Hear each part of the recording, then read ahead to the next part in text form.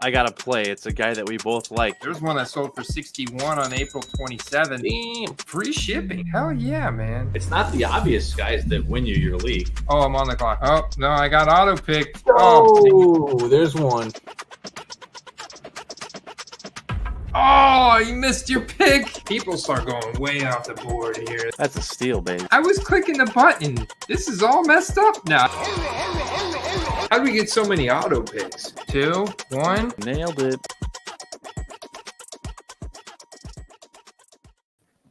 Oh boy, do we have a lot to talk about tonight.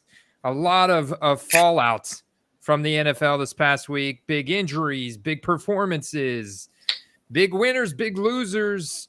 A lot of fallout that has had ripple effects in the card markets. So we're going to be trying to make sense of everything that's going on right now in the NFL. We're going to be trying to make some live snipes on eBay and COMC. We're going to be doing some prop betting, some over-under betting on Underdog Fantasy a little bit later on. And we're going to go through the entire Week 6 slate. This is Week 6 card pick'ems. My man, Steve, the eBay Hitman, Caladesi, myself, AC, Andy. Just don't call me any of those bad names, all right? Steve, how are we feeling tonight? Oh, man, feeling pretty good. I don't know about you guys, but some of you have had the injury bug, and things are turning around for you like they are for me. And then, unfortunately, some of you guys may have just got it this week, and that's something we're going to talk about tonight. You know, guys that maybe you want to keep an eye on in both the free agent waiver wire and in the hobby, perhaps. There's a couple guys that we have to talk about this evening. Yeah, man. This big one right off the bat is Justin Jefferson, hamstring injury. Dude, we were so close to hitting the 5-leg parlay this week, and I was bummed, man, because we were so close. So I'm gonna pull it up, man. But this Justin Jefferson hamstring injury that he had to get a second opinion on. So that initially tells me that the first opinion wasn't good. They were telling him at least 4 weeks. So he's on IR. So we know it's at least 4 weeks. But there's some people now talking about potentially the whole season, 6 to 8 weeks. I'm not sure exactly what the time frame is here, Steve. What's the fallout feels for you? Well, you know me, I like to galaxy brain think things a bit. We talked a bit about the Cousins situation going into next season in Minnesota, if there is one. And I have a theory, and if Jefferson's out for an extended period of time, it could be true. They could put themselves in the number 1 draft pick sweepstakes to pair themselves up with Jordan Addison's college quarterback, a guy that you may know. So that's a little galaxy brain thinking I have. And if he's going to be out for a while, I do think that they kind of not fully dismantle, but lose just enough to get the pick and be just good enough to rebound next year. Whoa, man, dude, that could be huge for a lot of different players because instantly, if that does happen, I'm thinking Jordan Addison cards would obviously go up. Justin Jefferson, say he misses the rest of the season, then they come in and bring in we're talking about Caleb Williams, right? Yeah, absolutely. So he comes in and they bring in Caleb, but Kirk has played really well. So I got to think from that side, Kirk is also going to become a play because if he goes to another team that's good in the trenches, that's got a good defense, all of a sudden that inspiration, that motivation to buy into Kirk Cousins because he is a gunslinger. He does process the field well. And he's always had extremely productive, relevant wide receivers. He's on this big contract with the Vikings, so it makes sense that they need to. It's time to get young at the quarterback position, although they don't have the offensive line to really protect a quarterback. If you get a mobile one, it kind of helps offset a little bit of that. And ultimately, you got a young quarterback on a rookie contract. Now you can make more moves in other areas of the team. Man, that is some serious galaxy braining, but this could be huge. I think immediately for me, kind of Jordan Addison seems like the next man up. I know there's a lot of KJ Osborne fans out there, Steve, between KJ Osborne, who after Jefferson went out, did see an uptick in targets, but at the same time, maybe KJ Osborne is not as good of an athlete clearly as Jordan Addison. So I got to think the breakout potential for the card market is definitely going to be leaning in the favor of Jordan Addison. Not sure that TJ Hawkinson's role can really grow anymore. I mean, he's already got a high snap rate, a high routes run. He's getting a high target rate for the tight end position. And so it's hard to really see him producing more, Steve. I got to think one of these wide receivers steps up, and it seems like Jordan Addison could be the next man up. And as a rookie first rounder, man, this could be big for his card values if they haven't taken off already. I think both receivers benefit pretty big for the time being. And Hawkinson, maybe not a whole lot, but you saw at the end of last year, they were feeding him, 10, 12 plus targets a game. So they may all just grow just a bit. And Osborne's, despite not much volume, has put up a pretty good amount of fantasy points on a week-to-week basis, especially because of the touchdowns. So I do see in the chat, Chad was saying something about the Jets. That's been a long time theory after the Rodgers injury that he does go to the Jets to kind of hold the table up till Rodgers comes back, or maybe Rodgers doesn't come back and he finishes out the season there. So, but that could happen because he would be a free agent at the end of the year anyway and free to sign anywhere else. Where do we think Kirk could possibly land here, man? I'm seeing Filthy throw out Tampa, Falcons. We've heard we've previously talked about Kirk potentially going, Justin Fields potentially going to the Falcons. There seems like there could be quite a few landing spots for Kirk if I were to actually lay out the teams that need a quarterback. Yeah, I'm actually wondering now that the ball is rolling in the right direction if the Bears do make that trade. In one essence, it says, hey, you know what? If they make that deal, it's dumb because Fields is playing to his potential now. They can use those high picks to maybe get a line or, some edge rushers, something that we both need here. Or you could say, hey, you know what?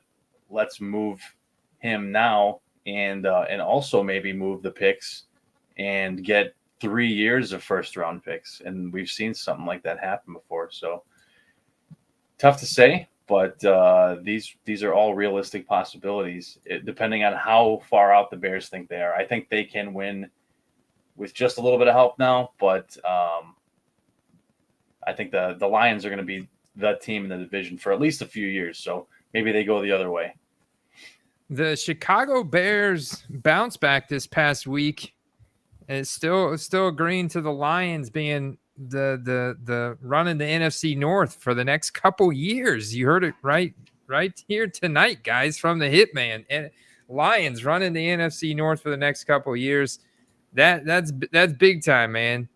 They rolled again this past week, and the Bears rolled too. So that was nice. Was that the big win for you of the week right there? Was seeing the Bears come out and stomp the Commanders on Thursday Night Football to get your football week kicked off? Yeah, it's definitely a little bit of a breath of fresh air, especially after the big choke the previous week. But I think it showed that it wasn't just Denver that they could score some points on. And speaking of the Commanders, I get Sam Howell showed improvement, but let's not forget Cousins played with that organization for a long time, and who knows, maybe he can find his way back there for a Twilight cameo. Twilight cameo, man. All right, so I'm going to say hi to a couple guys in the chat. James said, "Who likes crack?" He's got a great crack. Oh man, that's a tongue twister at this late at night. He's got a great crack candidate that ends just after 9 p.m. 2022 Contenders Optic Dameon Pierce throwback rookie ticket auto 20 out of 25 PSA 8. Guess that price. Steve, what would you want to pay for that card? I'm gonna say $50 or less. Yeah, I think it can be with how things are going so far. I think you can get it for $40 probably. Ring, ring, ring, ring, ring, ring, ring, ring. Alert! We have a incoming snipe alert. Got to get a sound effect for that, Steve. But this is one of the ones I found before the show, Andy, that I just sent over to you, and boom! If you look up some of the higher serial numbered ones, like out of 299 and stuff like that, they've been going for over $50-$60 in some cases. The red, yellow, and golds going back to 2020 are one of the more popular serial numbered mosaics, and beautiful card for a guy that could take off over the next few weeks when there's no other product available. This may be a nice buy tonight. Yeah, and it's got that serial number on the back, 63 out of 80. Mid card looks to be in good conditions on some thick chrome stock cardboard there, and really nice card. It looks bejeweled. It looks like it's got jewels all over it. It does look like something you'd find in a treasure chest right there. But if you were to go back and look at previous years sold data on this card, I think we both agree, Steve, that over the long term, this card's going to lose value from where it's at. But we're all about the quick flip game here, right, Steve? I mean, it's all about buying that and then capitalizing on Jordan Addison spikes over the next, obviously, at minimum 4 weeks for no Justin Jefferson. And Addison's just such a better player than KJ Osborne all around. So it only seems reasonable that.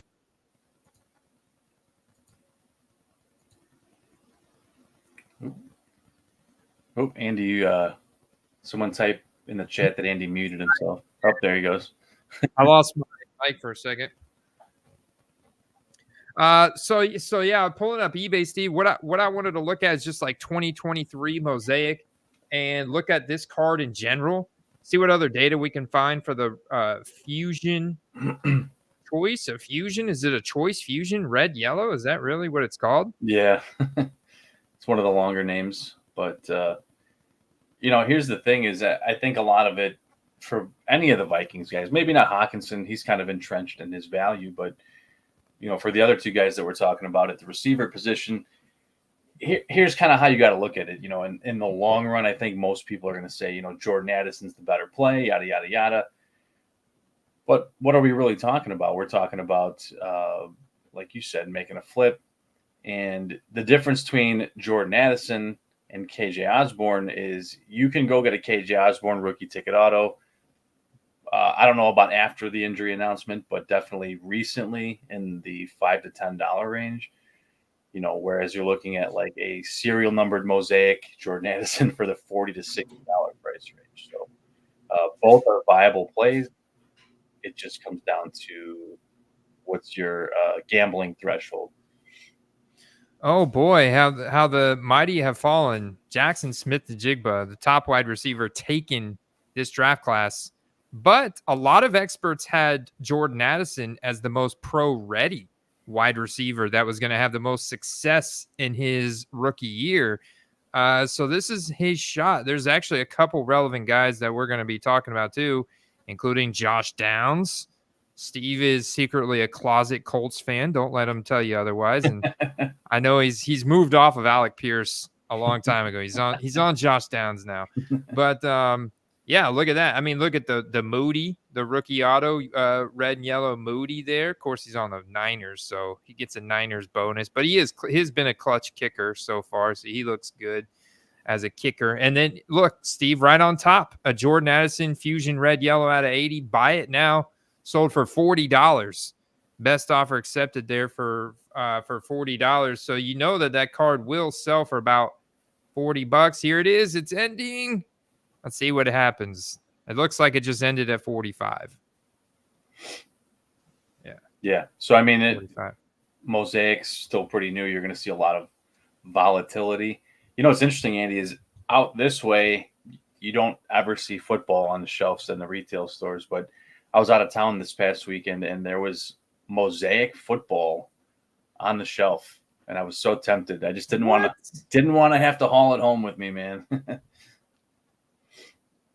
What? Yeah. So, so the JSN here, I don't know if I mentioned this audibly, but it sold for $14.50. That was an auction earlier today. So obviously not great timing. If you have a card like this for JSN, you probably want to sell it and buy it now, right, Steve? I mean, you're putting a guy like JSN, although he has been playing, the opportunity has not been there. The conversion rate has not been, the production hasn't been there. So, you know, it's one of those things where you gotta hold, or you need to list it and buy it now, which I mean, I think is a beneficial thing to do either way. If you are holding it, list it to buy it now, but list it closer to where the Jordan Addison is at and try and plan for a bigger spike on JSN.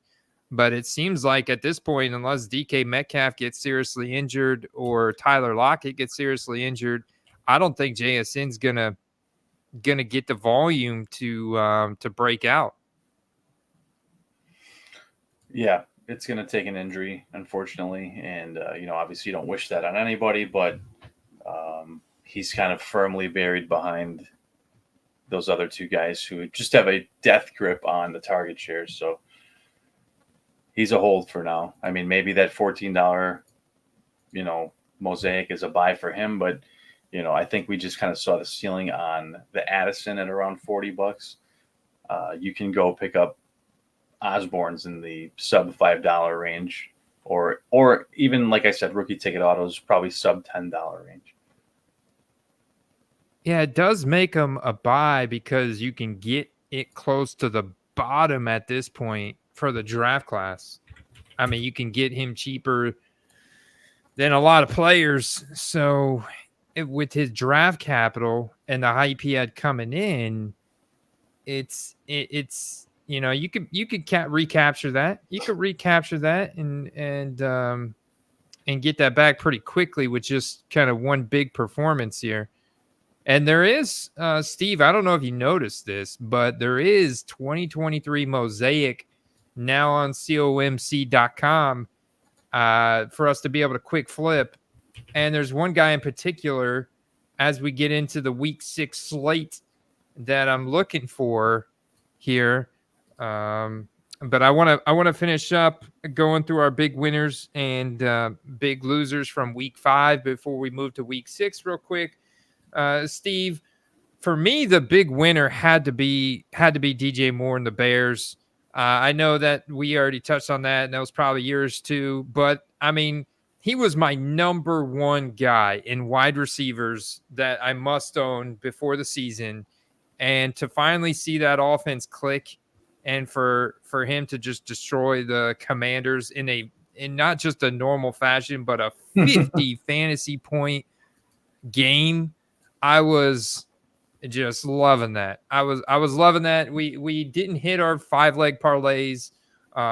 We did see a ton of sold card data on the DJ Moores, and it was that was the big win of the week. I agree, man. There was a big polarizing set of opinions on the internet for you know, what his season would be like. People thought there wasn't enough pass volume. People thought that you know, Fields can't throw. You know, I think we saw a little bit of glimpse in the preseason of that chemistry. Granted, it was one play, but yeah, it did take a little while to get to this point. But man, thank goodness I kept him in my keeper league this offseason, because it's now finally paying off. Yeah, that was a great decision, man. Great decision to hang on to them. Cheers to Mr. T. Actually, I didn't even crack my beer yet, Steve. I don't know if you did. I'm rocking the Founders all day IPA. Got back on the Founders. So cheers to you, Mr. T. Derek, we hope you get home quick, brother. That's not cool, man. That's ridiculous. Your reception's bad. We got to get that fixed, brother. Chad, he's here for the Kirk Cousins trade talk. Let us know in the comments where you guys think Cousins is gonna land up. I'd love to hear y'all's opinion on that. Jets crazy in the house. Zach Wilson looking better and better. Breece Hall smashed this week, man. That was awesome to see because we called that this stream last week. We were all in on the Breece Hall breakout this past week, and it happened. So that was another big win. And I think that there, for me, I think that there was some surprises, but there was some things that were maybe surprises for outside of the Bears that were surprises for other people that we kind of saw coming. Lions 4-1, Dolphins 4-1. I think those are pleasant surprises. Steelers beating the Ravens. That was I might have been one of the few people in the chat that saw that coming last week. Although I think the big surprise was Trubisky not playing. And I did have I was a bit skeptic that he wasn't going to play because they didn't formally announce him the starter. So I think them winning that game for most people was a surprise. Burrow looking like Joe Burrow again, a pleasant surprise. The Jets winning games, a pleasant surprise. But I think my surprise, Andy, was the absolute beatdown of the Dallas Cowboys. I did not expect it to be so one-sided. I know that those are both great teams, but I think that you now have to see that there is a massive tier difference between those two teams. 100%. For me, the NFC, I want to see the 49ers play the Eagles again because obviously that's a rematch of the championship game. Eagles ultimately a Super Bowl. So those are the two best teams in the NFC. I don't know how you want to rank them. Right now, I feel like, I don't know, man. It's going to be close. It's going to be close. I almost want to put the 49ers at 1, the Eagles at 2, the Lions at 3 for the NFC. Steve, it's really close between those two teams, and then the Lions at 3rd. You know what's cool to me though is that what was the topic in regards to the AFC NFC whole dynamic the last 2 years? Everyone's like, man, the AFC so powerful, the NFC no good. AFC powerful, NFC no good. I got news for you. I think the two most potent teams right now are probably in the NFC. Hey, only two undefeated teams, especially so. It does look like that on paper, but when push comes to shove, like who's going to get past the Chiefs? And the Bills and the Dolphins are obviously two mighty powerhouses right now in the AFC. In regards of who's going to get past the Chiefs, I'll be honest, they haven't looked that good. The Vikings almost beat them, if not for that, maybe blown call. Maybe the refs helped them at the end of that game. That seems to be a theme every week with them, going down to the very wire. So call it what you will. Use your own discernment. But they haven't really looked that good at all, I think. I think the Vikings could have won that game, and I think the Jets could have beat them the week before. So record aside, are they that much better? I don't think so. I think the Niners and Travis Kelce left the game for a little bit. He came back to score a touchdown. So this is the first time we've seen him banged up, and a lot of people are speculating out there how serious he's taking the game with everything he's got going on off the field now. I mean, this guy's in a ton of commercials, the podcast, the girlfriend, the everything this guy's got going on. Is this hurting his game on the field? But at the same time, or is he just 34 and he's starting to break down a little bit? Because when he is on the field, he is still producing as the top tight end in the NFL. But you got to wonder if Kelce does get more and more banged up like this, how much of an impact this takes on the Chiefs offense. They seem kind of set on rotating their 6 different wide receivers in and out of the lineup. And I got a guy that I've been more bullish on the others, especially right now for Cards. And I want to talk about their matchup tomorrow night, Steve. But what do you think the fallout could be, man? I mean, it seems like for the gist I'm getting from you, if this team could be quite hampered without Travis Kelce. if he were to miss additional time, or even with Travis Kelce, it's not quite as good of a team as it maybe was last year or the year before. And I'm sure they make a deep run, but maybe they don't get all the way there, and they do finally get ousted by the Bills or the Dolphins this year, or maybe the Bengals have officially woken up and they're going to run the tables and they're going to get back in it. They certainly looked that way this past week. I think a lot of what I'm understanding about the Bengals is that it's been a lot of play calling issues, and it's been more of a Jekyll and Hyde approach to how they're calling the offense and taking advantage of the new, kind of Vic Fangio kind of famed the too high shell, the too high safety look that a lot of defenses like to deploy to try and confuse offenses. But there's some teams trying to take advantage of that. Yeah, and a lot of the problems that the Bengals have had were just simply Joe Burrow's leg.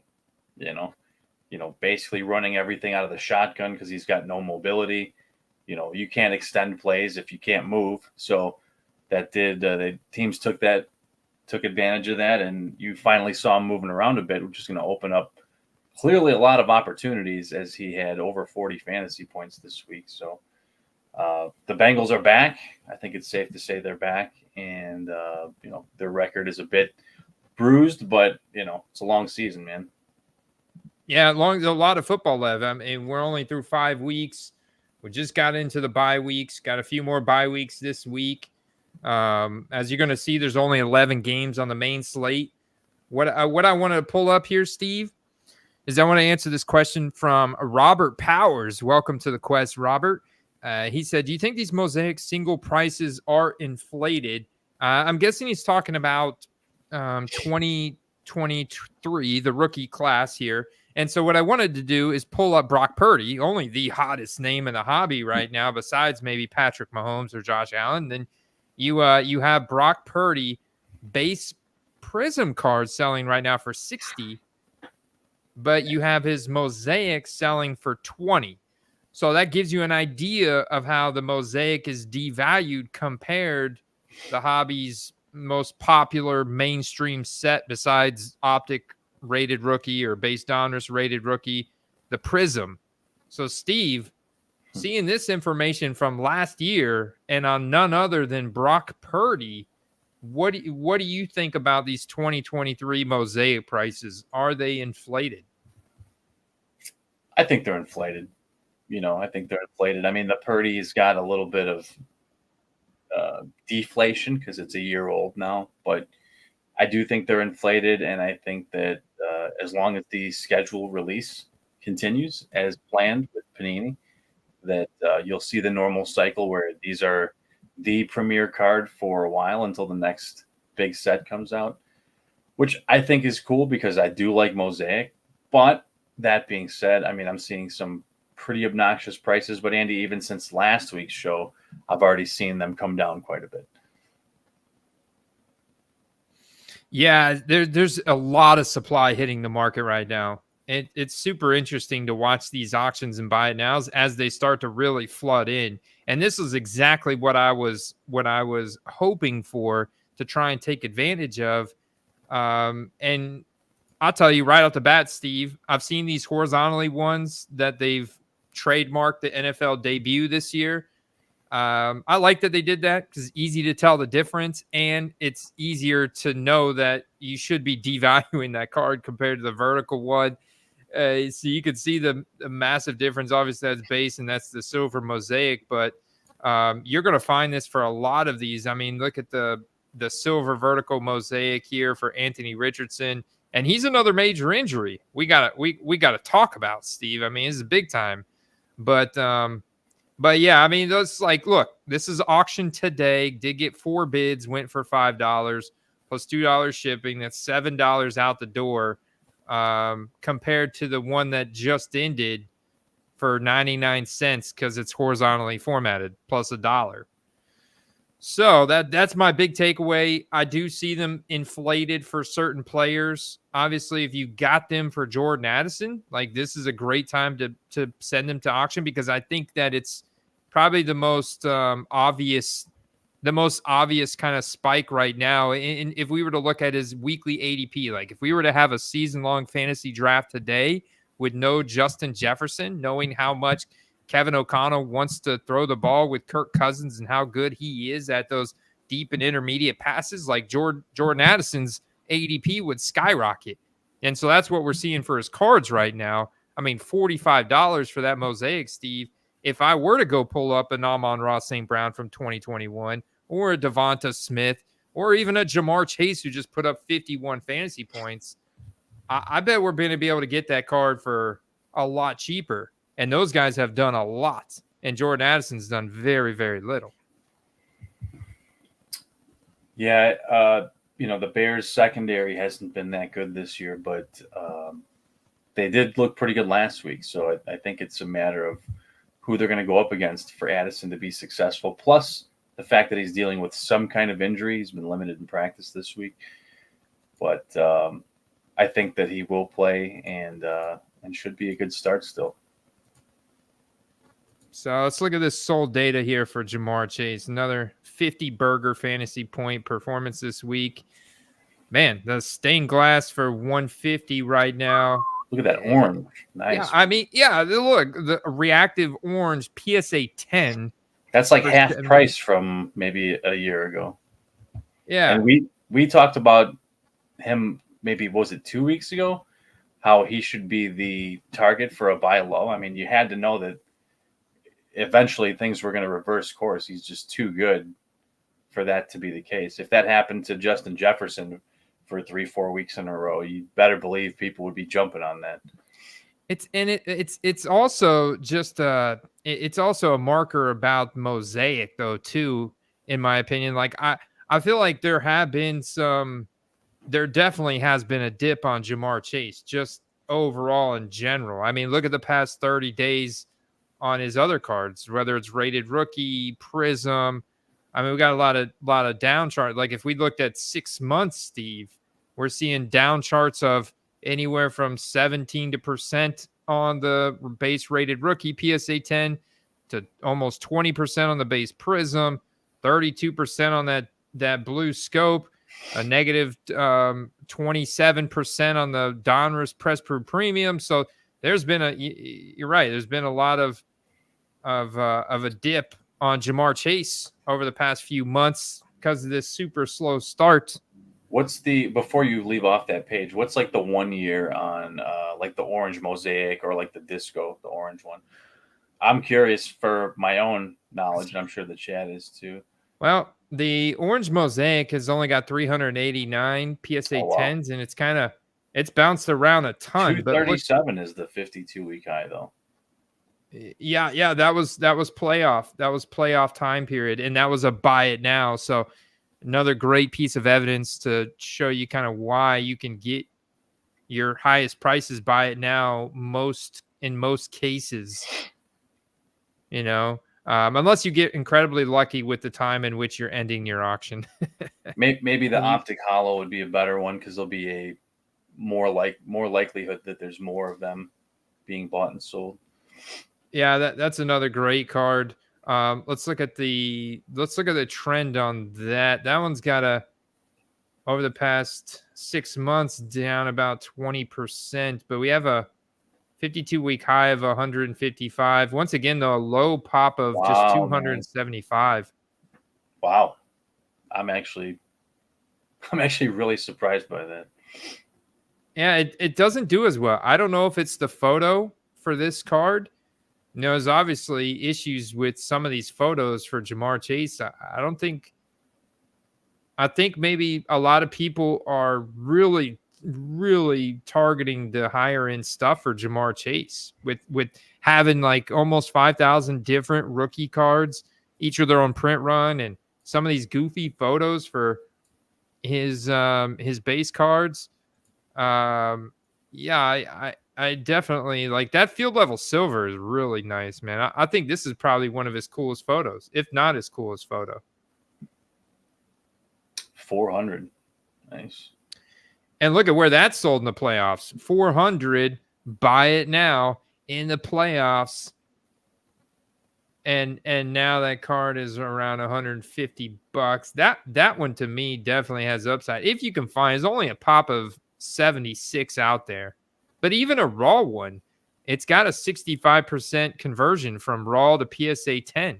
So that's definitely worth buying raw off of eBay, because if you get a 10, and I would be curious to see what those raw cards sell for if they pop up. I know the field level silvers, or the field levels in general, were from hobby only in 2021. So it's a little harder to find them, isn't it, Steve? Yeah, and you don't see many of them listed either. I tend to scour the auctions pretty often, and they don't come up too often. And now I can see why. The sheer fact. Oh wow, man! There you go. Keep an eye on that. There's a snipe boy. for you guys. Ending Saturday night, a field level silver PSA 10 currently at $21.38. Oof. Ooh-wee. Yeah, I mean, look, there's one on all of eBay. I'll tell you right there, that's a super popular card, not just for Chase, but Justin Fields, Joe Burrow, Mahomes, Orange Laser Prism, super popular card. You can see that's even got one bid at $20 for Jamar Chase, ending in 9 minutes. Let's see. Okay, yeah, this is what I wanted to see, Steve. So we've got the PSA 9 field level silver, Jamar Chase. Wow. For 41 compared to the 10 at 220. The raw one here, August 23rd, 57. But you can see how rare that card is.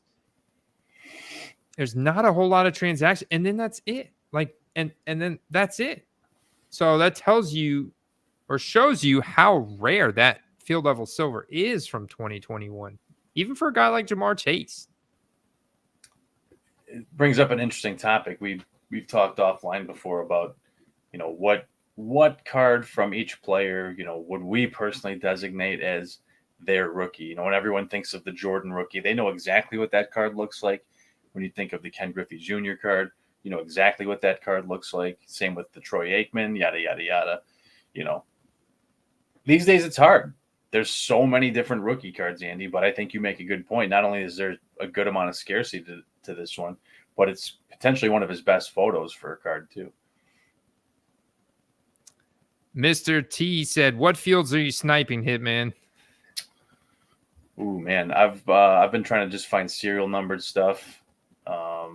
I mean, honestly, even the PSA 9s for the optics and the prisms still haven't fully rebounded. I don't know if you've looked at some of the higher end stuff, Andy, but it's almost like that first 2-3 weeks of the season didn't happen, and people are already paying big money on Fields cards again too. So, but some of the lower to mid range stuff is not quite caught back up. Yeah, I think it's gonna take a string of games together to really start driving the volume. I mean, the guy's got a lot of supply out there, so it's kind of like he's in that similar situation as Jalen Hurts or Jordan Love, or even a guy like Kenny Pickett. There's a lot of guys that these guys have so much supply out there. One week of good performance is nice. Like I saw the Orange Laser, for example. We talked about the Orange Laser Prism, Steve. I saw the bottom of that around 100. I saw him get up to about 150 last Thursday night. So it's a different market that you see sell. I see a lot more of those kind of cards sell for Justin Fields. Then when I look at the DJ Moore market, I see a lot of those rookie autos sell for him anywhere between $40 to $100, $150, depending on the scarcity and the brand it's from and stuff like that. Yeah, you made a good point with the orange lasers and discos. The nice thing about a lot of teams that have orange in them, like the Bears, the Bucks, the Bengals, perfect targets for color match type stuff. Jets Crazy thinks Kirk is going to New England. That would be an interesting combination. Definitely. Yeah. Could be the death blow to his career, or maybe not. Yeah, or maybe not, man. Oh man, the chat is lit tonight. What's up, Bob? James in the house. All right, Steve. It is time to get into this week 6 slate. But real quick, we did briefly touch on the fact that AR took another big hit to the ground on a designed run play where he sprained his AC joint, sprained his throwing shoulder. He went to IR. He's going to miss a minimum of 4 weeks. Gardner Minshew comes in, leads the Colts to a decisive win.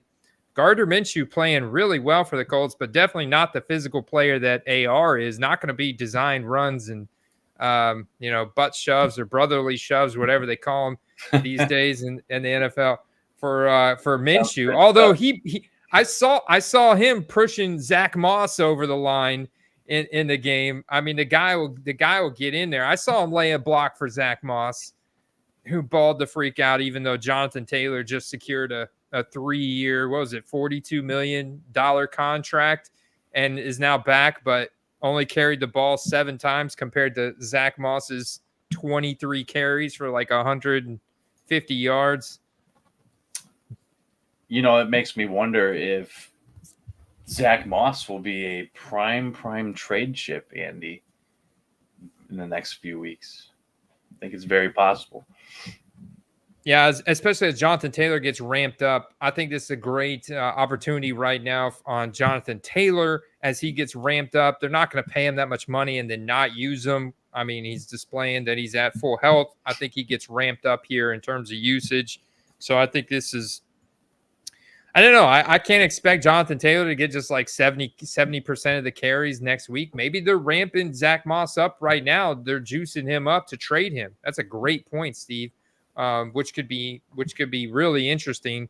Devon Achane with the Miami Dolphins. I mean, he blew up the past couple weeks, bust on the scene as a top 3 running back. Boom, gets hit with the knee. He's out. He's on IR. He's going to be out the next 4 weeks. That was unfortunate because he was such a shining star for the running back market as a rookie on the super dynamic Miami Dolphins, and he was leading many of fantasy managers and A-Chain card owners to the bank, and now he hits the IR for 4 weeks. I think more than card wise, I think it hurts people more fantasy wise because, like we just saw with Addison, there's just not a lot of product out on him yet. So kind of hit the pause button, trading card wise, if anything. But man, if you were able to scoop him up, or you drafted him, or you had him on a best ball squad, you're probably doing pretty well, and you'll probably be in a decent spot for a while because of him. And hopefully he's able to come back in a few weeks and continue helping you out. But yeah, Zach Moss, I could think of 2-3 teams off the top of my mind that could use some running back help. The Browns, the Ravens. And I mean, even I guess Green Bay, even because they have the injury problems with their starters. So that makes a lot of sense. It doesn't seem like, at least right now, they're playoff bound. But again, it's too soon to say. But I think the next 2 weeks will tell you a lot.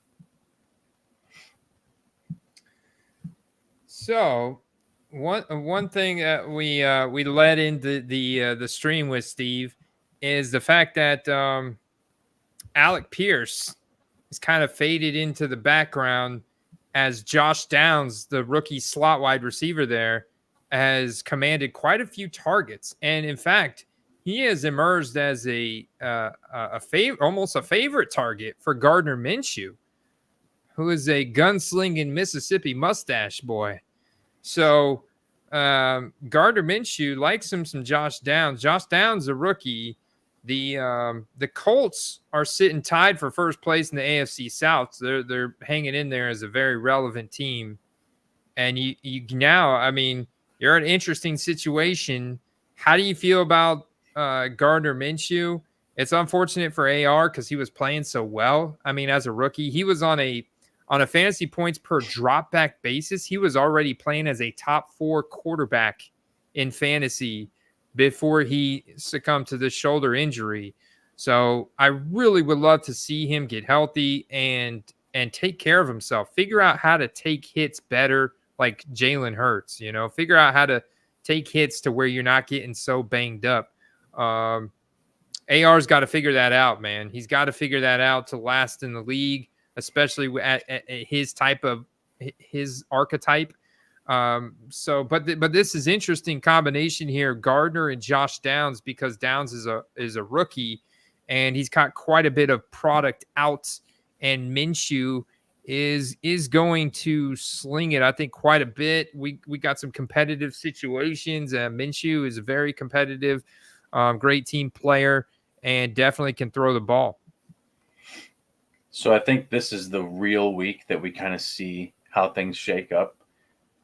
We talked about the kind of yards per pass average before, but under Minshew, you can expect that to go up. Here's the thing is, though Pierce has not produced much, he's clearly the number 2 as far as snap percentage, playing almost 99% of the snaps most games, whereas Downs is playing like in the 70s. So this week, I think things are going to kind of really take shape. If you look at Alec Pierce, for example, who's done pretty much nothing all year, he's had 3, 2, 7, 2, 2 in targets. Andy, can you guess which game he had 7 targets in? Was it the Minshew game? Was that week week 2? Game. So I think that we see the true shape of things this week with how that goes. Clearly, guys have the guys they like throwing to more, and that's just the way it is in this league. So we'll see how it shapes up this week. But there's no doubt Downs is a good talent, but we'll see where he is in the pecking order with maybe multiple full games now. Yeah, there are quite a few mouths to feed there. So I definitely get that. And that was a competitive game. Week 2 was against the Texans. Downs did have a 75% snap share. So it's not like you would look at that and you think it's like some kind of Kadarius Toney snap share, some type of gadget player role where they don't use him much, or even guy like Jaden Reed, who's been a rookie slot receiver for the Packers, who stepped up pretty big for them earlier in the season. He wasn't even getting a 75% snap share. It was a little bit under 50%. So to see that he's on the field at 75% rate is good. And I get it. Alec Pierce is their number 2 guy in all their 2 wide receiver sets, so he's got a higher snap share. But is he going to command? I know you mentioned a 7 target game. That same game, Josh Downs had five targets.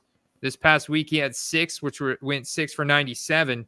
So yeah, I'm interested to see what's going to happen with the pecking order. I guess it comes back to Minshew right now, but I like betting on a potential breakout for the rookie Josh Downs. He's got an interesting profile, man. He's got a lot of speed and stuff out of North Carolina. And same college that Trubisky went to, man. And Downs, he's got almost a 35% college target share.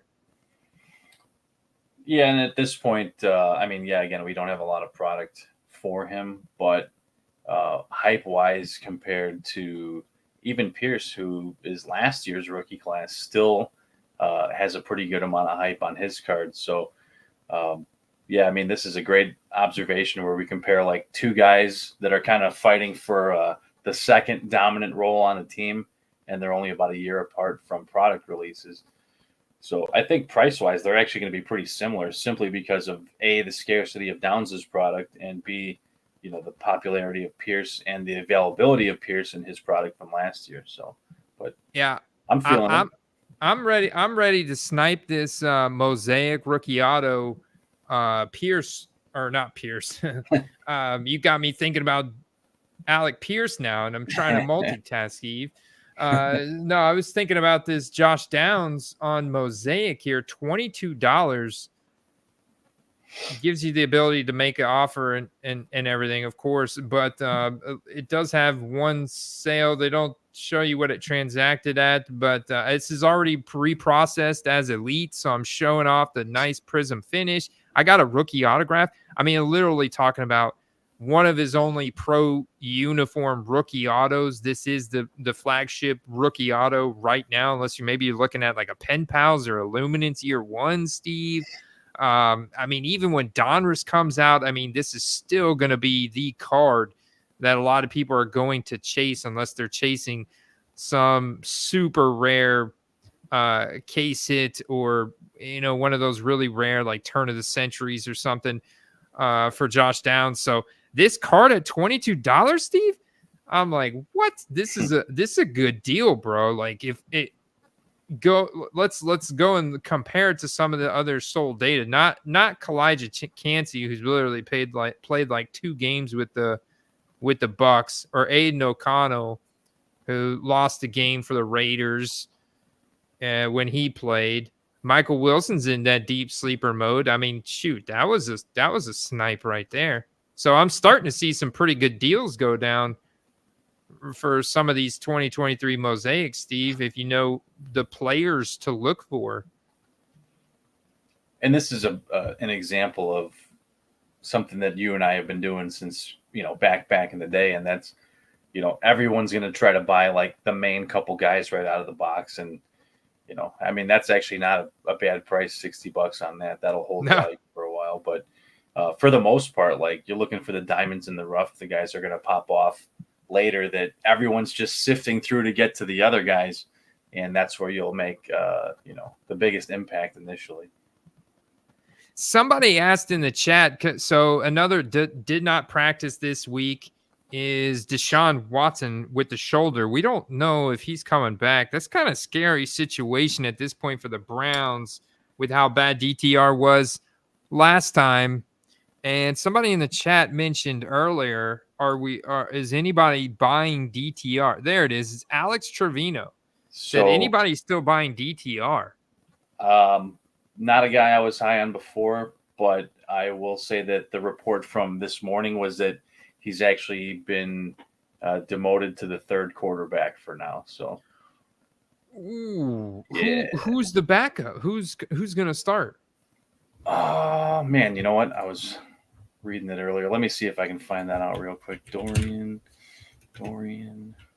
Yeah, I'll race you, Steve. You'll probably beat me. Think I got you. I don't know who it's going to be. They must have just picked somebody up. I'm on playerprofiler.com. They don't have Thompson. Another quarterback on the depth chart mentioned here, so I'd have to look that up. Oh, here we go.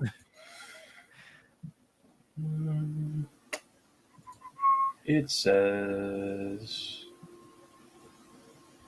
where the hell did I read that this morning? Man, I promise. Just be careful, because I read it this morning that he's got bumped to 3rd in the pecking order. The thing that I think is interesting, though, about the Watson thing is supposedly he said they told him he was okay to play last week, and he chose not to. What? Yeah, if you look up, there's actually quite a few reports on that as well. Oh, PJ Walker here. PJ Walker to start Sunday if Deshaun Watson cannot play. I found it. PJ freaking Walker. Man, DTR had to fall on his face in his first NFL outing. I sent you the link. Apparently, it won't let me post it in the chat, but you could probably post it. Remember when we found that Bijan Mosaic rookie auto that sold for I think it was 60 today in a buy it now? I got to go back up and find this. I should have opened it up. I had no clue I was going to find some just massive inconsistencies. That's beautiful, man. That like I said, that was a hell of a buy, man. Yeah, because I just found an auction, and that was one of those auctions that was at 99, and someone made the offer. So it just goes to show you, if you see those auctions running that have that make an offer button, test it out. See what you can get, because look, here's an actual auction that ended earlier today for that same exact card that sold for over twice as much, 2.5 times as much. $150. There's always deals to be had. I'm actually seeing quite a few of these Mosaic rookie auto deals going down. So it's very closely correlated to the performance. Obviously, there's a lot of guys that were highly touted coming out of college, have solid draft capital, even got quite a bit of opportunity in preseason, and their cards are going for a lot more. But now that they have been suppressed by the actual starter, just like we were telling everybody it was going to happen, because we've been doing this for a couple of years now, and now you look at this, man. Some of these are actually good deals. Like, they're actually being valued and sold at where they should be, even though they're rookies. So you love to see this kind of stuff. And in a lot of, unless you're in a major market, it's a good time for like buying PC guys, like guys that are rookies that aren't like first couple rounds, that are just maybe defensive players on your team and stuff like that. Like, those guys are just getting fed on the eBay so that they can fund, opening more boxes and stuff like that. All right. I agree with you 100%, Steve. I agree. A couple other injuries was James Conner. He's a notable one. There's a rookie running back for the Cardinals that I've never even heard of, so I highly doubt he's got cards. I mean, he was very popular on the waiver wire this week. The Cardinals are surprisingly a fairly competitive team with a little bit of opportunity there, and this guy had some juice. You also had Daniel Jones with the neck, did not practice Wednesday. Tyrod Taylor would be his backup. I mean, Tyrod Taylor's 35 now. So he's not exciting anybody in the card market. Some people think that Tyrod might be better than Daniel Jones, but I think that's insanity. I think Daniel Jones he's been good, man. He just they're really struggling to get the season started. I mean, look, quite a few teams did, especially ones that had high expectations coming into the season for one reason or another. Well, he's an example of, how many times can you get hit before you eventually get injured? I mean, no protection whatsoever. So, I mean, yeah, you can say a good amount of it is on him, but a lot of it isn't too. So these hits do add up, unfortunately. I'm gonna start this up here just for a minute, James. Darren Waller, Steve, looks like his stock is up because, I mean, this guy is clearly the favorite target and the target leader. He's the most versatile player in the offense. That's otherwise, and maybe they start using Jalen Hyatt or something more, but Jalen Hyatt's more of a deep ball threat anyways. So Darren Waller is a guy that can win short, intermediate, and deep, and he's a mismatch nightmare. So I get that it was kind of a soft matchup this past week, but Darren Waller definitely had a big week. And then speaking of tight ends, Dalton Kincaid with a concussion. It doesn't seem like they're letting any players play the second week. So the week after they get the concussion, none of these players have played the week after. So you can pretty much go ahead and count. Go ahead and, like, anybody that gets a concussion, they're in concussion protocol, and it's the immediate week after, they're not going to play. Yeah, I think I've only seen, I can't tell you off the top of my head. I think I've only seen one exception to that this year. So it's pretty much going to be the standard across the board for the most part, especially earlier in the year. You can make an argument that if there was like a playoff game on the line that you needed to absolutely win that game, they might push a guy through. But I think this early in the season, people are going to err on the side of caution and not risk long-term injuries for no reason.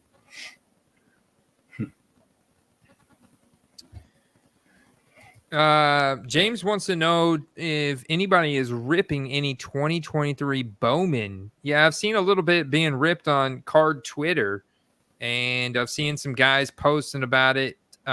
It's kind of cool. They have some Dynagon looking cards. They have the big Kahunas again. There's quite a few serial number and rookie autos that they're pulling out of there. A lot of firsts.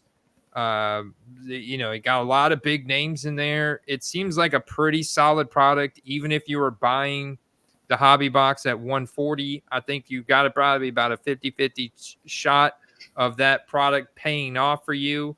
I wouldn't pay 200, 250 for that box, Steve, but from what I've seen on Card Twitter, paying even 140 for that box or 150 for that box is not bad. Yeah, I agree. I mean, I think I'd like to see it closer to 100, but when you look at what some of the pro uniform boxes cost, in comparison, I guess it's not that bad, but the product's so new and there's not a competition really for Bowman College. Like there's other college product, but I think that you could argue that's the premier college product. So people are going to be going for those Bowman firsts, and they'll be relevant until those guys hit the league. Yeah, that's a good point, man. Relevant until those guys hit the league. That means the college football playoffs, the hype cycle leading up through free agency to the draft, and boom, a massive crescendo at the draft. And then it's not even till the beginning of September they start to come out with like pro uniform sets that are relevant, like Donruss Elite. So it's you definitely have a massive window here where the Bowman Chrome University first is going to be the card for a lot of these young guys. Yeah, and in some cases, some of these guys won't be playing until maybe a year from now or 2 years from now in some cases. All right, Steve, it's that time to run through the Week 6 slate in machine gun fashion, and we're going to build some pick'em slips. We're going to look at some more snipes as we go through. We're going to talk the numbers behind these teams as we go through. We're going to look at the over-unders, the point spreads, the bets, and we're going to make some slips tomorrow night. I'm liking this one. While you're pulling that up, maybe I can machine gun down the Yahoo rankings for each position, just because it may be a little bit of a deciding factor possibly into some of our choices. Yes. And before you do that, a quick word from our sponsor. What's up, Football Card Quest? I'm Paul Hickey, co-host of the Sports Card Strategy Show right here on the nooffseason.com Sports Card Network. Be sure to check out our other great shows on the network by visiting nooffseason.com. And of course, check out all the great content that Andy's putting out at footballcardquest.com to help you make money flipping football cards to fund your PC, fund your life. All right, everybody, here's Football Card Quest.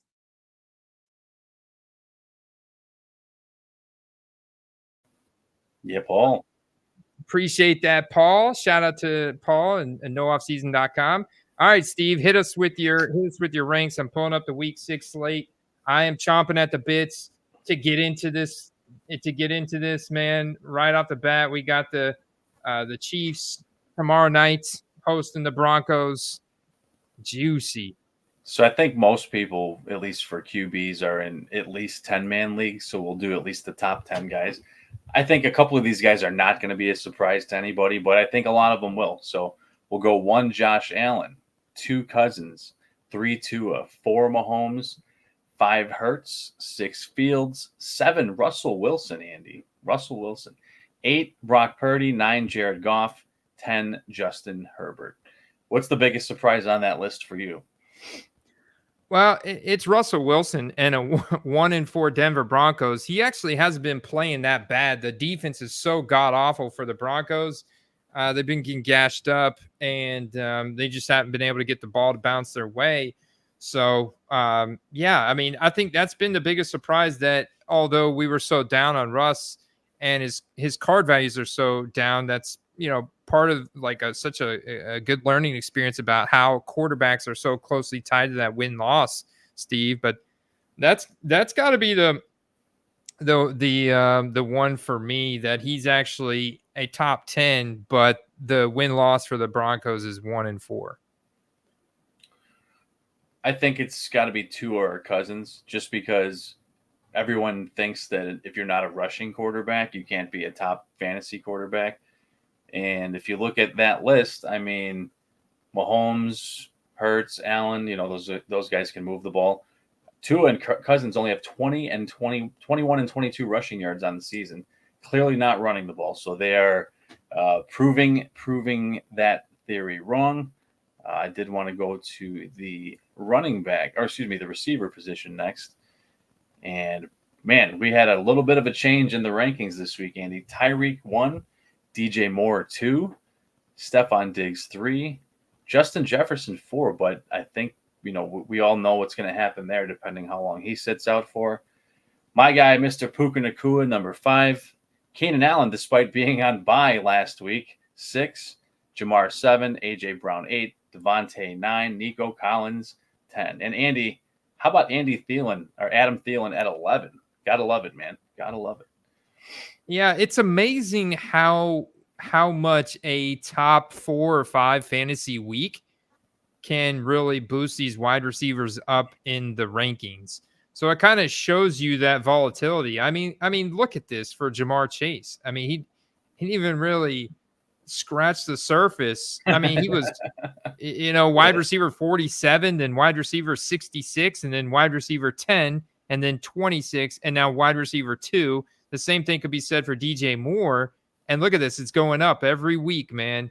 It's been going up basically. And now he totally binked this past week. And I pray to God for DJ Moore and all the Bears fans, including you, Steve, that they can like bottle up and remember what you guys did Thursday night. And I know the Commanders had some blown coverages and that they exploited, but look, DJ Moore is one of the best separators in the league. Him and Jamar Chase are very similar players. So it's like, dude, just get him the ball. He's always open.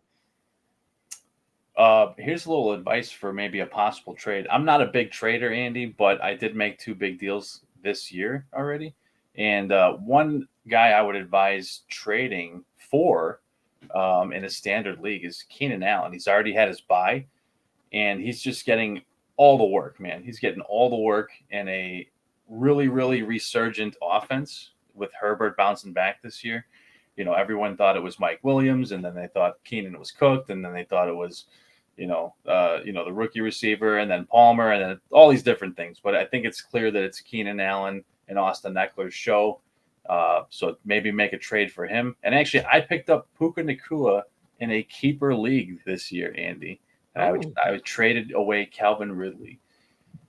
So trading a little bit of veteran for youth. And I think I made a great move, honestly. Yeah, as long as Matt Stafford's at quarterback, I mean, what's incredible is you look at the top 10 ranks from a lot of fantasy experts this week. Top 10 wide receivers. They've got both Cooper Kupp and Puka Nacua. And so what does that mean? That means Matt Stafford's a baller, So, volume. Yeah, he's the Kirk Cousins of the West, man. And, and Matt Stafford can sling it with the best of them. So, yeah, I think it's really interesting how both of those guys are still having such high usage and they're throwing the ball a lot. So they do have a lot of holes on defense. And I think they're going to be in a lot of these shootout games where they're competitive and they're putting up points. They are a great team to be in on right now. And, Stafford's got a ring, just got a ring a couple years ago. So if this team, as I say this out loud, I'm thinking like, yeah, but they can never get past the 49ers, right? They can't get past the 49ers, right? They played them pretty close, Andy. We called that a couple weeks ago. They actually has been the closest team to play the 49ers. Yeah, Derek before the season did say don't sleep on Stafford in Dynasty. Don't sleep on him in seasonal, daily, even our prop bets, probably cards as well. I mean, he's definitely seen an uptick and is proving why he should be sought after, man. So I'm impressed, man. What about Kyron Williams? How's he doing? How's the running back position doing? What's our top 10 for RBs? Yeah, he's definitely on that list, and I think we all know who number 1 is. I mean, McCaffrey has everyone beat by a good margin. Devin A-Chain or Ashane or whatever he's going by these days. He was actually 2, so it's sad to see him get hurt. Mostert, with only 1 point less, is at 3. Zach Moss 4, and then Kyron Williams at 5. I mean, who could have expected that? That's a guy that people were basically taking in the last round of best ball drafts as a dart throw. And man, what a value if you were able to get him either in a best ball draft or as a last or late round pick in your home leagues. Next is ETN at 6, and then DeMont at 7, man. And he actually missed a week too, so you can imagine where he could be if not for that. Kenneth Walker, DeAndre Swift, and Bijan Mustard at 10. Interesting. Yeah, Tony Pollard at 11. I got Brian Robinson, Derrick Henry, Pacheco. Pollard's actually down at 15, man. Wow. And Wow. a I lot got of that isn't necessarily his fault. I Yeah, mean, they've been so far ahead in games that there's really not been a need to mount an offense. No, he's been playing. I think he's been playing solid. He's been about paying off his ADP. If you look at his finishes on a week to week, I know the Yahoo scoring system is a little bit different. So if you're watching this on YouTube, you're seeing I'm showing the PFF fantasy rankings, and he's going by Yahoo. So it's got to be a little bit of a scoring difference there. But you guys get the point, and you can see once again this massive volatility. And Bijan hasn't even had. This is what's so sick, Steve. Bijan hasn't even had the opportunity. He hasn't had these bell cow opportunities, man, with Tyler Algier. So he's just been consistent. Top 10, top 15. He had even a 22 there in week 3, but mostly you get like these top, 10 to 15 finishes. They're just going to keep him right there. He could be a guy that you could potentially Pollard anyway. Going back to Pollard, a guy you could potentially trade for, and there's actually what was the other guy I was going to say? There's another guy you can go trade for, and that is Josh Jacobs. Because if you looked at his rankings for the last 2 weeks, Andy, he's in the top 10. So I would think about getting him now while someone perceives his value to be that of not much. All right, Steve, tight ends.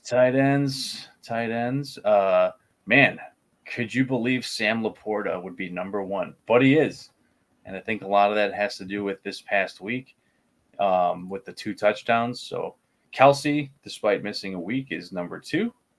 Cole Kmet at 3. He's had a couple touchdown weeks in a row there.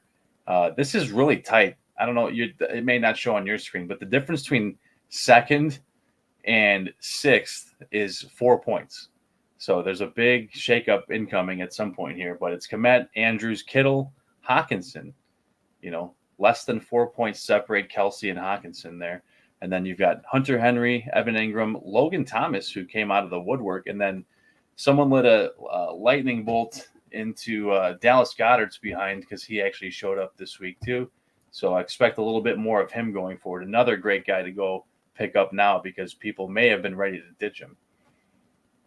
Yeah, and then right there you have Dalton Schultz as well, who's come out of the woodworks as at top 10 at the position, who's making an interesting run this week. I don't see the Denver, no Denver tight ends up here at all. The closest Denver tight end is Adam Troutman, way down at number 35. Although, what's his game? Dolchik just came off of the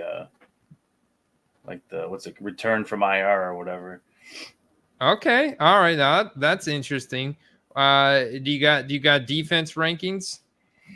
Yeah, that's actually one I'm excited to go over because on bye weeks, picking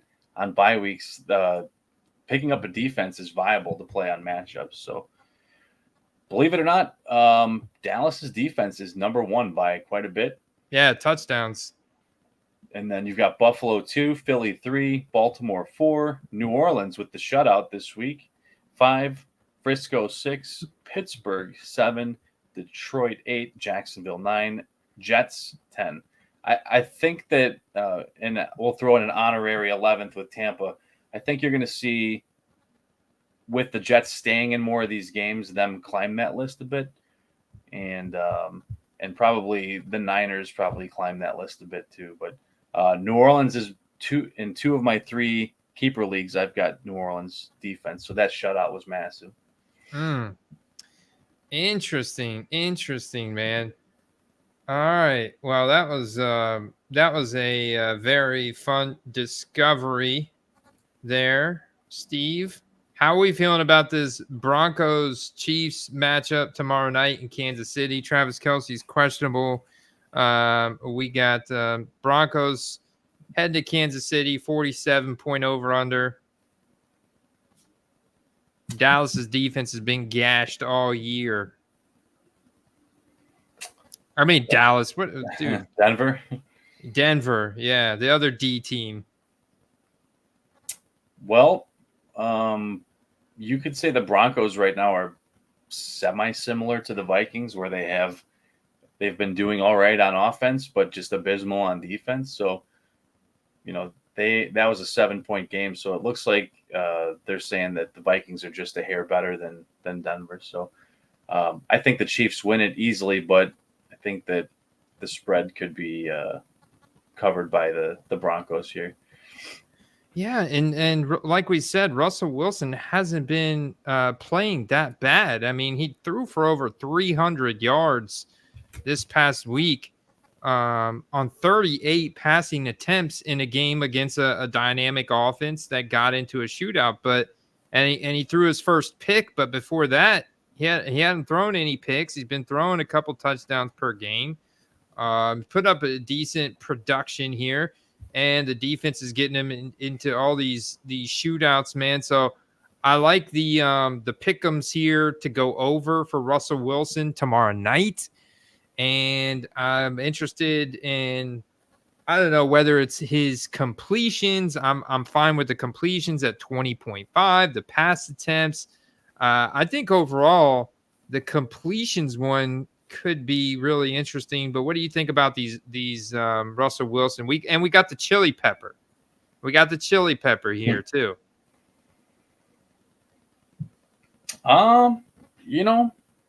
Completions is, I think, the safest, and I'm okay with the completions. The thing with the touchdowns is you get a healthy Javonte Williams back this week. And I can't honestly say I remember his name, but the other rookie running back that kind of has been popping off the past few weeks. Jaleel McLaughlin. That's the guy. So I think they actually can improve this week with having two healthy runners, because Javonte maybe is still kind of dealing with football conditioning, coming back from that nasty knee injury, and having a complement to him, I think actually only makes him better. Is it worth trying to gamble on any of these chili peppers here, like touchdown for Sky Moore, touchdown for Tony? Oh, we have a chili pepper touchdown for Rashee Rice. What about Justin Watson? Rashee Rice has been getting at least five targets each game. Justin Watson does not have a chili pepper, and he gets between 1 and 3 targets per game.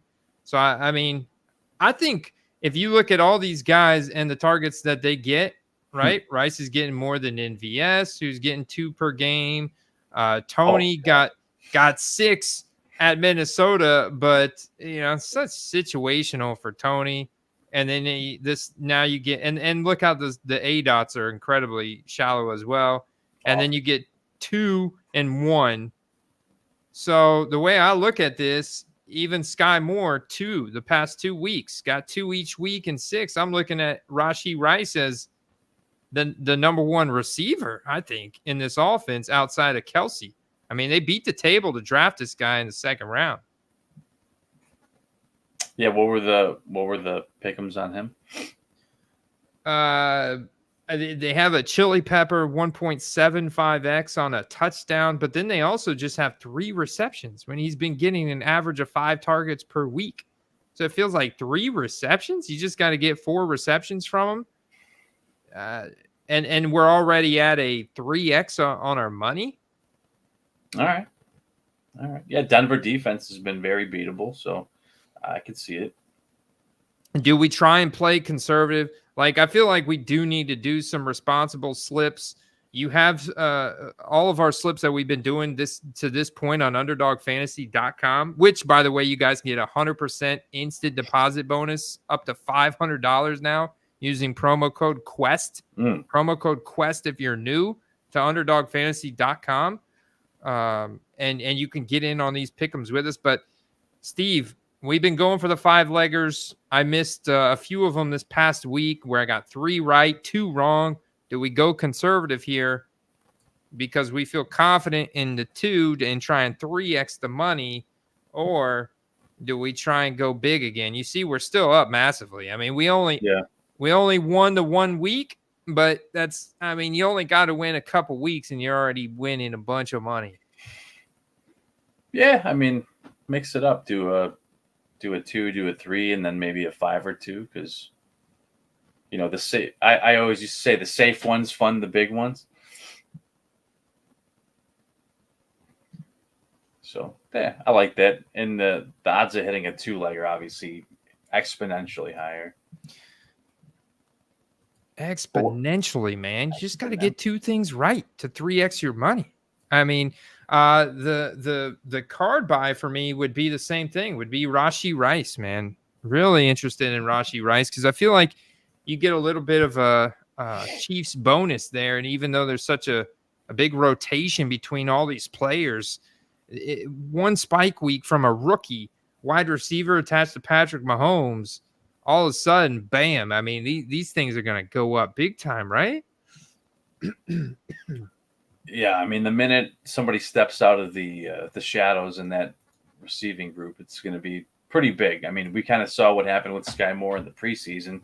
And then that never really shook out. So you could only imagine once somebody decides that they want to be that guy and step out and take a little bit of the heat off of Kelsey so he doesn't have to do everything. But, yeah, I'm curious. Do they have any of his mosaic stuff on there? Yeah, dude. So this is what I did last week for Sam Laporta. This is very high on Sam Laporta coming into last week with no Amon-Ra St. Brown.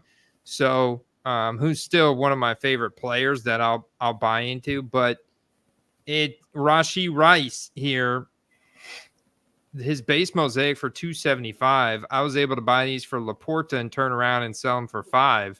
And now you can find them for a little bit higher than that on here, but there's only one.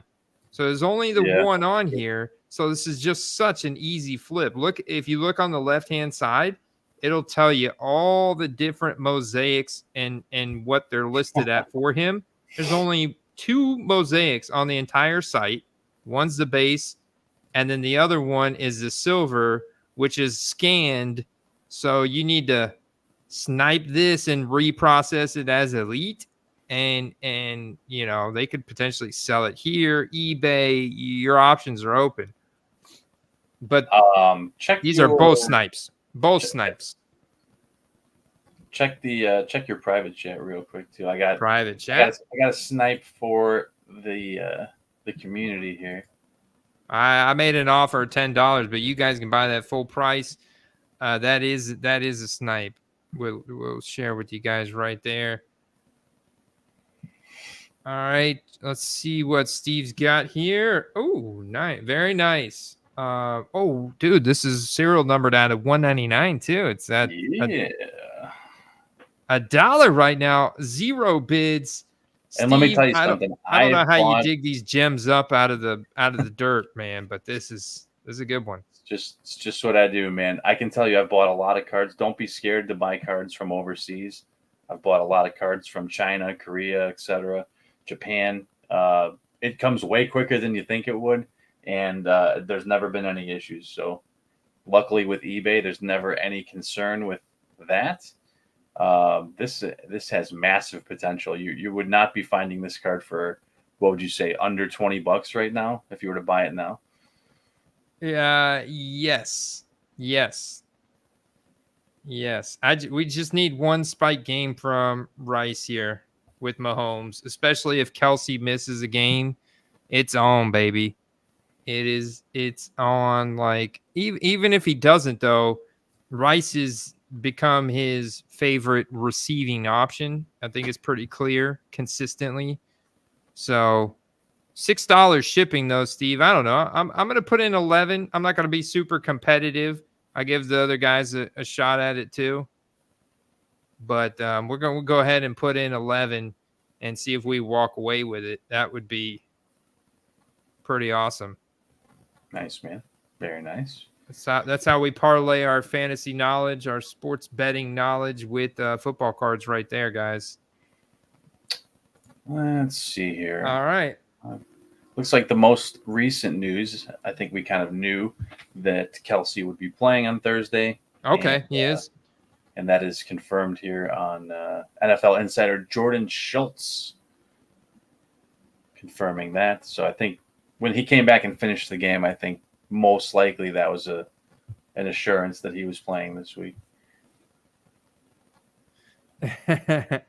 Okay.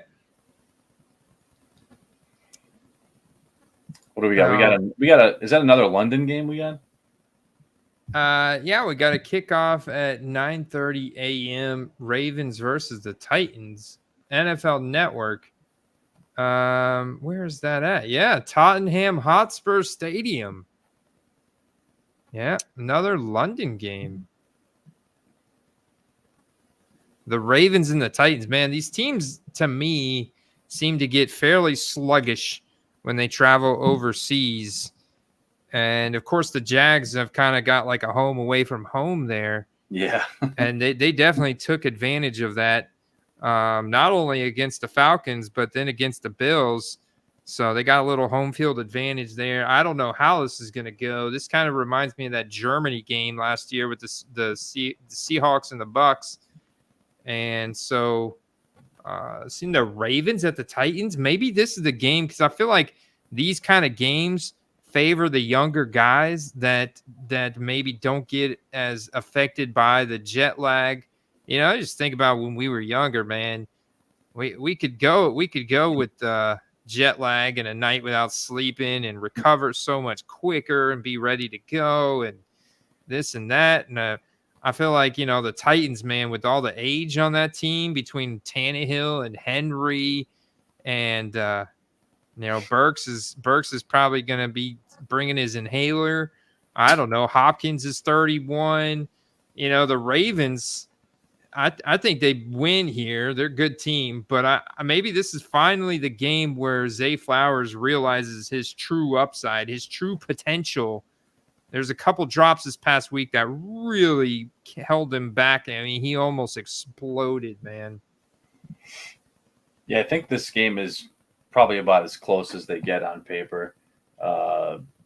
You know, the thing about the veteran comment, I to a degree, I understand from a physiological standpoint, but to the same respect, these veterans have potentially done this before, and they've been around the league for a while. They may be in their room reading a book while the younger players are out, you know, picking up some questionable ladies and doing some questionable activities rather than getting sleep for the game. So maybe it goes the other way. Maybe it goes the other way. Zay, I would agree with you for like Jamison Williams, you know, and Kadarius Toney. Those guys are doing that kind of crap, but not Zay. Zay is going to be sleeping. He's going to be rested, ready to go. I mean, this guy is a serious competitive athlete. Like, man, it was so close last week. I think he's a guy that wants it bad, man. He's got that fight in him. I think it's going to be pretty close. I mean, the Titans are showing kind of what they show every year, and that's you can never rule them out, man. They find a way to stay in games, and they are really good against the run, which is, for the most part, what the Ravens are good at, I guess. Not really this year, so I don't even know. What are the Ravens good at? I mean, they play good defense, I guess, and they don't turn the ball over. Yeah, they haven't really jumped off the page in any major category this year. No, I mean, you're right. They haven't. They're middle of the pack in a lot. I mean, it would be their run game, right? I mean, and that's, imagine if they had J.K. Dobbins. That's why we were so bullish on him. Man, you see what Justice Hill and Gus Edwards can do out there. Even Latavius Murray, and of course Lamar is always such a dangerous rusher. So their run offense has been pretty good, but that's what the Titans are good at. They're good at stopping the run. So that's why this matchup sets up so interesting for the Ravens offense, and hopefully some more passing volume to some of their skill position weapons. I mean, you saw how Odell Beckham got overpowered at the end of that Steelers game last week, and Joey Porter stole that touchdown away from Odell and picked it. And I mean, I see Rashad Bateman get a target every once in a while. Obviously, Mark Andrews is going to factor in quite a bit, but I mean, I'm looking at Zay Flowers as a guy they're still scheming in all over the place. The usage is great. It's just a matter of time before this is converted into a massive spike production game. And the Ravens are obviously going to be very relevant, Steve, as well, I think, when it comes time for the playoff race. I mean, Zay Flowers, I think, has been the shining light on that team as far as week-to-week dependency. He's got the volume and the fact that he's a rookie as well. He's got that going for him. So I dig it. I think that after the run game fell apart, if they don't trade for a running back, they're going to kind of have to lean on him this year to be the spark in that offense. Yeah, I'd be primarily targeting those Zays on eBay too, unless you can find some good. It's just tough, man. I'm not seeing a whole lot on COMC for Zay. Well, he's got his base mosaics in here at $3.75. Kind of interesting. There's a rookie introductions insert, $6 with the mosaic finish. Yeah, just don't get too hungry. Just keep an eye on eBay. There's going to be plenty of people who are not valuing his cards the way you do or you should. And yeah, he's a hot commodity. He's a rookie, but there's still those guys out there that are just QB only. So you can find deals on positional guys. Well, I'm going with some chili pepper picks on this one, man. I'm going with Lamar throwing over 1.5 touchdowns. And I'm going with Zay Flowers getting one of those touchdowns. And now all I need to do is bring it back with a Titans player, and it's probably going to be whatever DeAndre Hopkins is. We got an anytime touchdown for DeAndre Hopkins. It's perfect, Steve. I mean, I feel like he hasn't found the end zone though. He hasn't. So he's due, man. He's totally due for a touchdown. Yeah. Even the yardage seems pretty safe. What was it, 45? Oh, 57. 57, which, yeah, I mean, that's very safe. Yeah, it's very safe. I'm going for whatever reason. I feel like this one's this is a big boy one right here. Yeah. Yeah. It's a big boy. The big ball play on this one here. Yeah, I'm not at that bold that I'm going to add in the Tannehill. Sure. What's the line on Tyjae Spears? Tyjae Spears touchdown. You get a 2x bonus from that, man. I like the receiving. Yeah, here's the thing: is he's been actually the share leader in times when they're behind, whereas the other way around when Henry's in, it's when they're ahead or even. So curious to see what he's done receiving wise the past few weeks. Oh, yeah, he's been getting about 4 or 5 receptions. You see 4 for 35 last week, 3 for 18, 4 for 3. He's getting those targets, gets a handful of carries. So, yeah, I like the way the game script kind of, we hope, plays out this way. So, I think that's good. I think I'm going to put in this $10 wager. And it's good for $281, Steve, and I only have to get the 4 right. So oh man, I did that again where it's like I forget that you can't stack the receiving touchdown and the passing touchdowns. All right. Okay. Which one's it going to be, Andy? Well, it's going to go back to Lamar, and we're going to put in. If I want to go all chili pepper, it would then.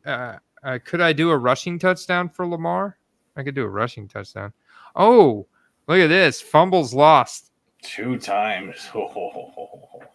Yeah, I think he'll lose. I'm going to go for it, man. We Oh, got to go for it. Okay.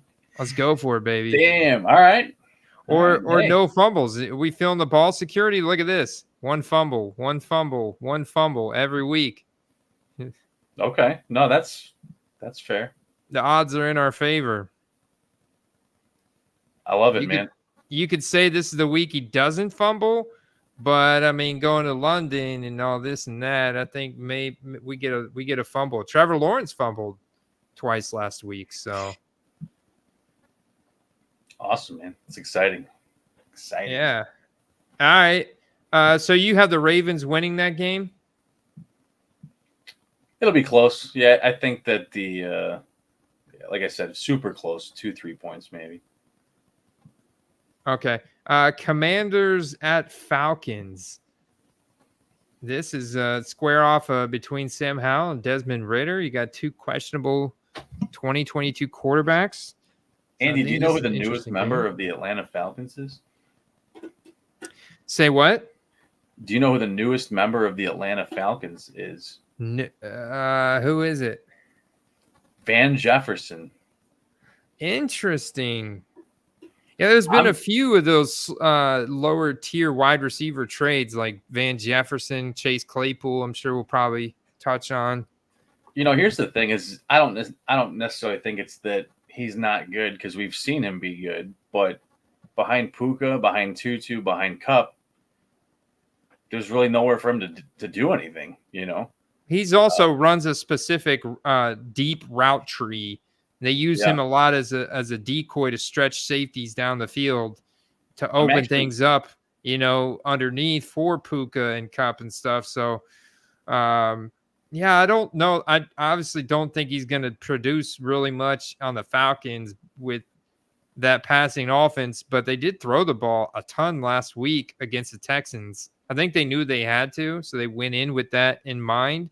And I think they also want to see, it's time to see what Desmond Ridder is made of, right? You had all those turnovers the week before against Jacksonville and in London, and then you come home, and so it's like, all right, pressure's on. Let's start to see what this guy's made of.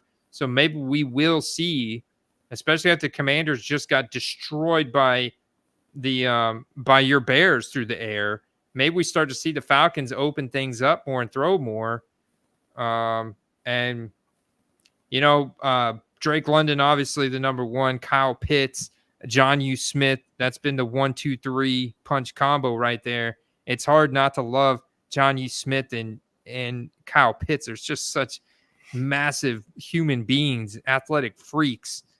And then you got Drake London, who's just really good at separation and running routes. And he's just been a really good, consistent wide receiver. He's the top wide receiver taken in the draft last year. So it was pretty wild to see. And I bet you his cards are still really low, Steve. They were really low before this past game. I'm sure there was a small spike. There's always sold data. It's going to be great compared to retired guys, but all in all, I think the Drake London market compared to his other draft class we looked at last week, Steve, it was down quite a bit. It was one of the lowest, man. Yeah, and that's prime opportunity to get into a guy that's that good. When he's at closer to his floor, when it's not necessarily his fault, but the QB's fault. But I'm not going to lie, I didn't think that Ridder had it in him, and he aired it out last week. Commanders 2 weeks in a row have been getting killed through the air, so it could happen again this week. And not that I was implying Van Jefferson comes in there and makes an immediate personal fantasy impact, but if he's in there and opens the field up, especially across the middle, those guys all feast. If they have a legitimate deep threat on that team, they can't play short and they can't play soft. Their play schemes, they have to be a bit more aggressive on defense. Wow, man, his passing yards is egregiously low. 202 passing yards. This is pretty crazy. I like both numbers here. whether it's the 202 or the 216 total pass rush. Steve, either one of these are great. Yeah, he's pretty much been on, at, above, or around that number the whole year. So coming off of his best passing game, you got to think that that looks good.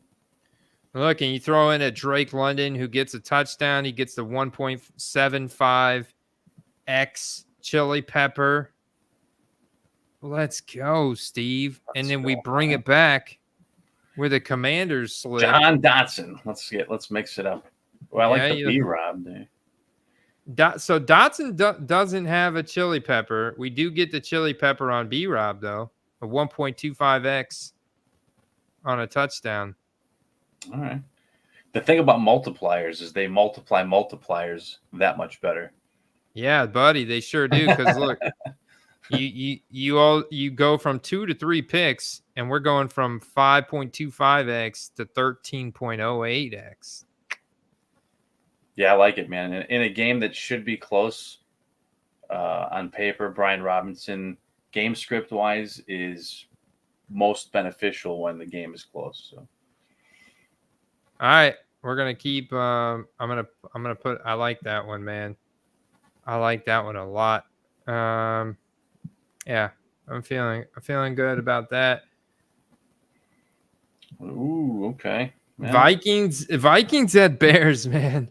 Vikings, and this is another reason why we're so big on Jordan Addison. I know we didn't talk about the actual specific matchup here between the Vikings and the Bears, but we got two very soft defenses that are easy to score on here, Steve. And on an entire slate where there's no over-under totals of over 50, nothing except for Monday Night Football, and so the Bears. Vikings actually where they go, the Bears Vikings here at 44.5. I think Minnesota only 2.5 point favorites. We would have been pretty surprised if we tried to guess that in week 1. And now, Steve, what do you got? Man. It's close, honestly, but actually I think the Bears might pull it off again here. And it's not to the fact that their 2 running backs are hurt, but they haven't really run the ball much anyway. But I think that the offensive momentum is in their favor here. And the Vikings seem, and again, this is pure speculation, but just seem primed to tank at this point. And maybe that's by intent or not, but not to be a homer, but I do have to think the Bears take this one. Yeah, I like this matchup at home. And you got no Justin Jefferson, man. You got to build that chemistry between Jordan Addison and Kirk. And I bet you KJ Osborne's going to be pretty heavily involved. He's going to have a high snap share, and TJ Hawkinson. So I think the Bears D actually looked good last week. Yeah, the Vikings offense is pretty concentrated. The Bears offense is pretty concentrated. So I'll go with your Bears, but I like the concentration of it. It's almost like you can pinpoint the guys that are going to go off. It's going to be right. It's going to be DJ Moore and Cole Kmet if Justin Fields is going off at all. And we've got all kind of. I mean, look at this, man. We got fumbles. We got touchdowns. We got just a rushing touchdown. Fields had a insane amount of fumbles last year, but although he hasn't been running it this year nearly as much, so I don't like the fumbles line on that one. I mean, but why is the passing yards 189? This is silly. They're playing the Vikings.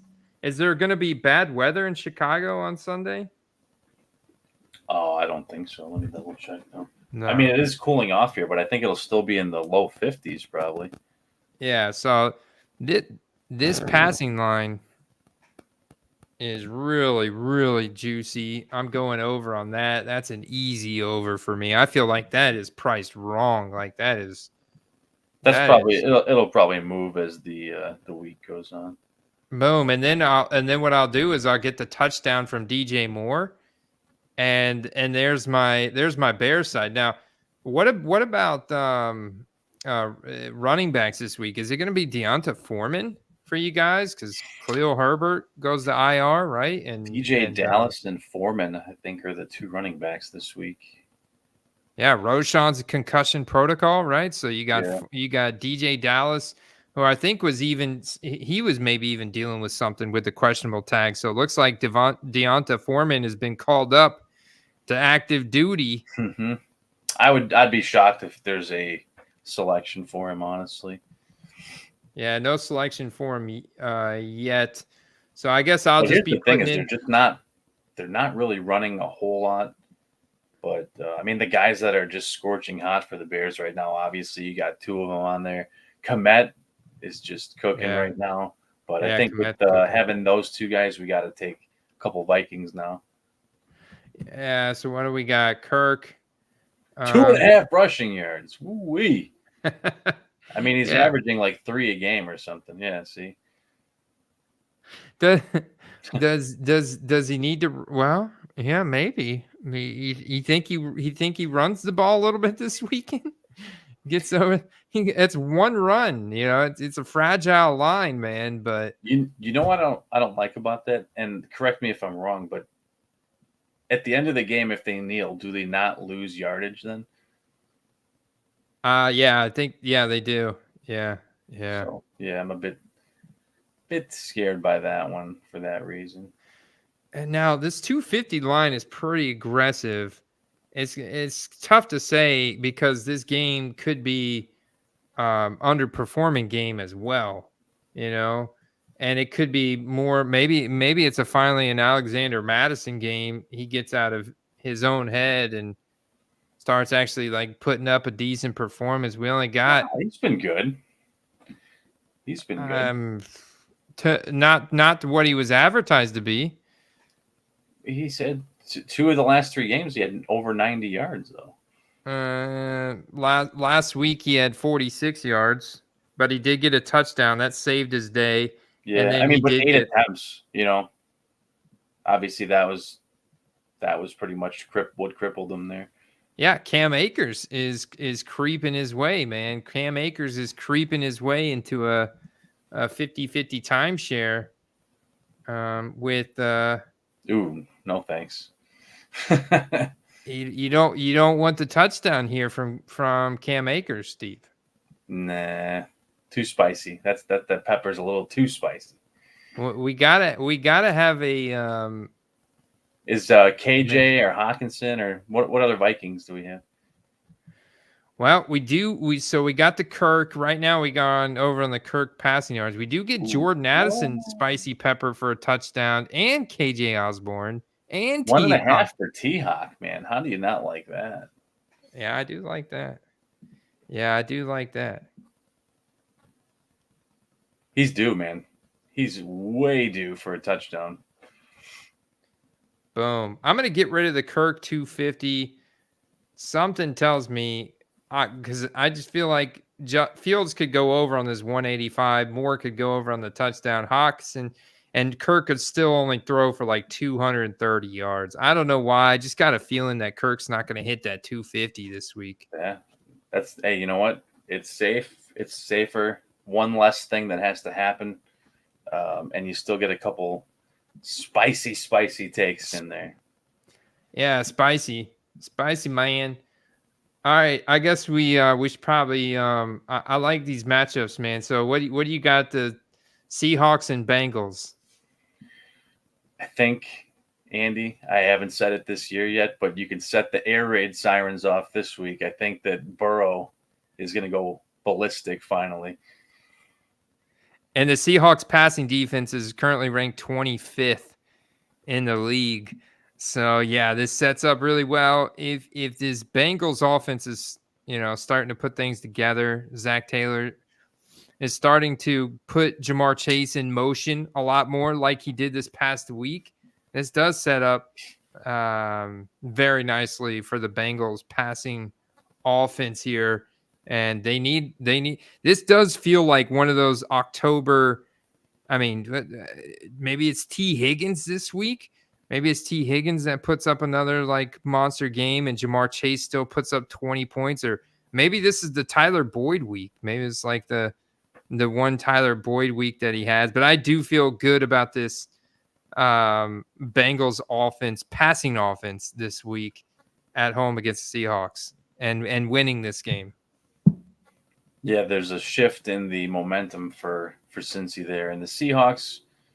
You could maybe say they've overachieved at 3-1, but they've definitely underachieved at 2-3 for Cincy. So I think this is a big bounce back week for them. I don't really see Joe Burrow running at all right now. No, not for a while.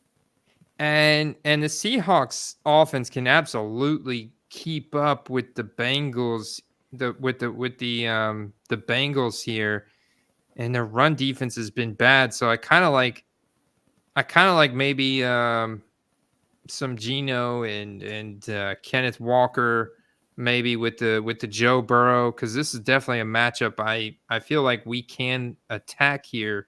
And you can see Joe Burrow throwing for 317 last week, but even week 1, where it wasn't great, 259, then Tennessee was the ultimate low point, Steve. So I think the touchdowns is good here. You don't need any amount of yardage to get 2 touchdowns. You can get 200 yards and get 2 touchdowns realistically. Mm-hmm. Oh, I must be missing the fact that T. Higgins is hurt. He's still coming back from that rib injury. That's I think right. he had a limited practice today, but I don't know that he'll be playing yet. Well, I'm just going to go with the chalky play. I mean, 84.5. I mean, this is yeah, we got it. Yeah. I mean, that's fair. I mean, we've seen Jefferson lines be over 100, and that's just the norm, Yeah. All right, so Geno's got a 255 total, and then Kenneth Walker at a total 78.5 all-purpose yards. We also have a DK Metcalf spicy chili pepper. The Bengals Bengals passing defense? Yeah, they've been pretty easy as well. You thinking to go with a receiver here or Kenneth Walker, who's looked pretty solid? Either one of them, man. They're both super juicy, as you can see. Kenneth Walker hitting that on most weeks. They don't even have a touchdown line for him. He's been finding the end zone so much. I like the rushing yards. Yeah, the total yard. Well, see what's challenging, right? You're going up a Bengals that are going to be pretty aggressive. If we're going over on the Burrow stuff and he's putting up touchdowns, I feel like maybe Lockett. Has it got the pepper on this? He hasn't found the end zone since week 1. All right. Or week 2.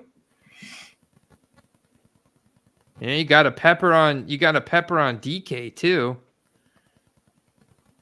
So you get a pepper on DK. They're coming off the bye week, so they're fully rested, man. This should be a good matchup for them. Fully rested. Yeah, I'm not. Kenneth Walker rushing yards isn't bad. Is that the one you think that's just like the most plus EV play here? I like it because regardless of what happens, if Burrow goes ballistic or not, 64.5 is realistic regardless. Boom. And we don't even have to put a slip down on these other guys if we really didn't want to go with a 5-leg parlay, Steve. You could. I still think maybe Lockett gets him in because he's if I did like a Lockett like that, and then Geno's gonna have to go over. I mean, there's a 5-pick slip up to 30x, Steve. What's Geno's passing yards been looking like? 230. Not. I mean, he hit it weeks 1 and 2, and had that weird game again at New York before the bye. So I think they could totally, against the Bengals here, go over on 239. That's not a big number. Yeah.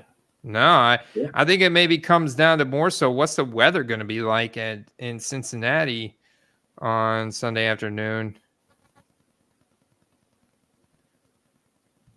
But we'll go ahead and put it in. We're taking advantage of some of these early lines on underdogfantasy.com. If you guys are new, promo code QUEST.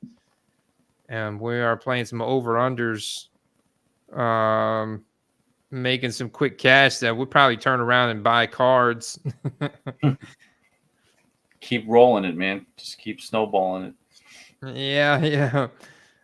49ers at the Browns. So this is a big boy matchup, man. DTR is going to get swallowed alive if Deshaun Watson is not playing again. Niners, I'm actually pretty shocked the line is as low as it is there, but 37.5 over under. San Fran -5. I mean, that seems odd to me, man.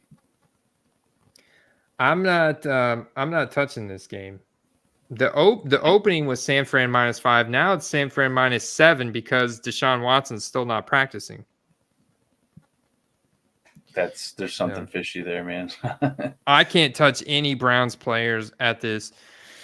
At the one thing that I would put a bet on is a guy because the Browns have one of the highest blitz rate this year in the NFL. So that means that the Niners are going to need to get the ball out really quick. So between Christian McCaffrey and Deebo Samuel, those are the two lowest ADOT guys, especially Deebo. I like this the Deebo prop this week for him to get more rushing and really low ADOT opportunities as the Browns try and dial up the blitz. Because obviously, especially with no Deshaun Watson, they're just going to try and play really good defense. We know the Browns has a really good defense, really high pressure rates. And I think that's kind of the game plan there. Let's see. He's got 2 touchdowns through 5 games. Yeah. Cleveland's defense is not that bad, but I just can't see how they stay in this game. How can they possibly mount an offense with a PJ Walker-led squad? I don't think you can, man. And their passing offense is already not being that good. And they were just starting to get going when Deshaun got hurt his shoulders. So, maybe you could look at Jerome Ford. I mean, the 49ers passing defense is 5th, 2nd in yards allowed per pass. But you just can't you can't go anywhere on the Browns offense with DTR as a total unknown at the quarterback position, especially after seeing him in that last week's game. So I look at the 49ers run defense. They're good, but not as elite as the pass. But ultimately, I don't want to touch anything on this Browns offense. I just go with the Deebo spicy pepper touchdown and move on to the next matchup, Steve. I think if you have McCaffrey rolling in your league, you want to hope he scores early because that game could get out of hand quickly and he could be phased out. Yeah, that's a good point, man. All right, we got. I think this is an interesting one because the Saints just shut out the New England Patriots, and the Saints defense we know is good, man. They're top 10, both run defense and passing defense. Saints defense is relevant, and they're 3-2. They go to the Texans. They go to Houston to play the Texans, who's had a pretty solid passing offense. The Texans' passing offense has been 6th in the NFL and 3rd in yards per pass. Our man Nico Collins balling out. That run defense has been bottom of the league. We hope that Dameon Pierce can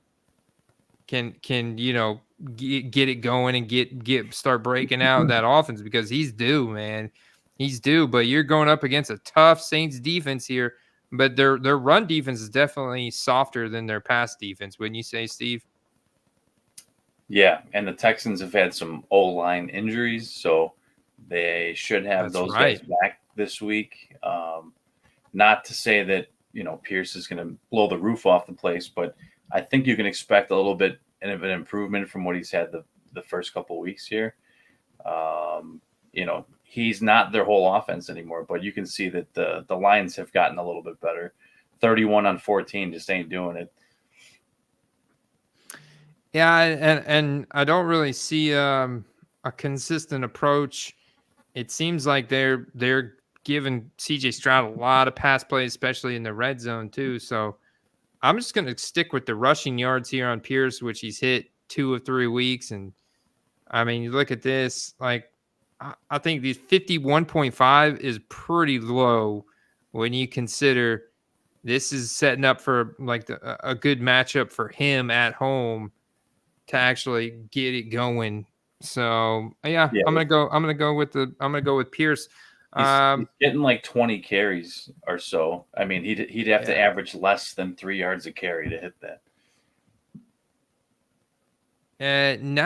I'm not too excited about anything on the Saints offense, but I would dabble. I would dabble here with one of these rushing weapons, whether it's Kamara or if they've got a line for Kendre Miller, or shoot, even the wide receivers, man. I'm not opposed to maybe a Michael Thomas or a Chris Olave chili pepper touchdown. I was gonna say I think Thomas has to be due for a touchdown eventually. I mean, he's been blanked the whole season, so.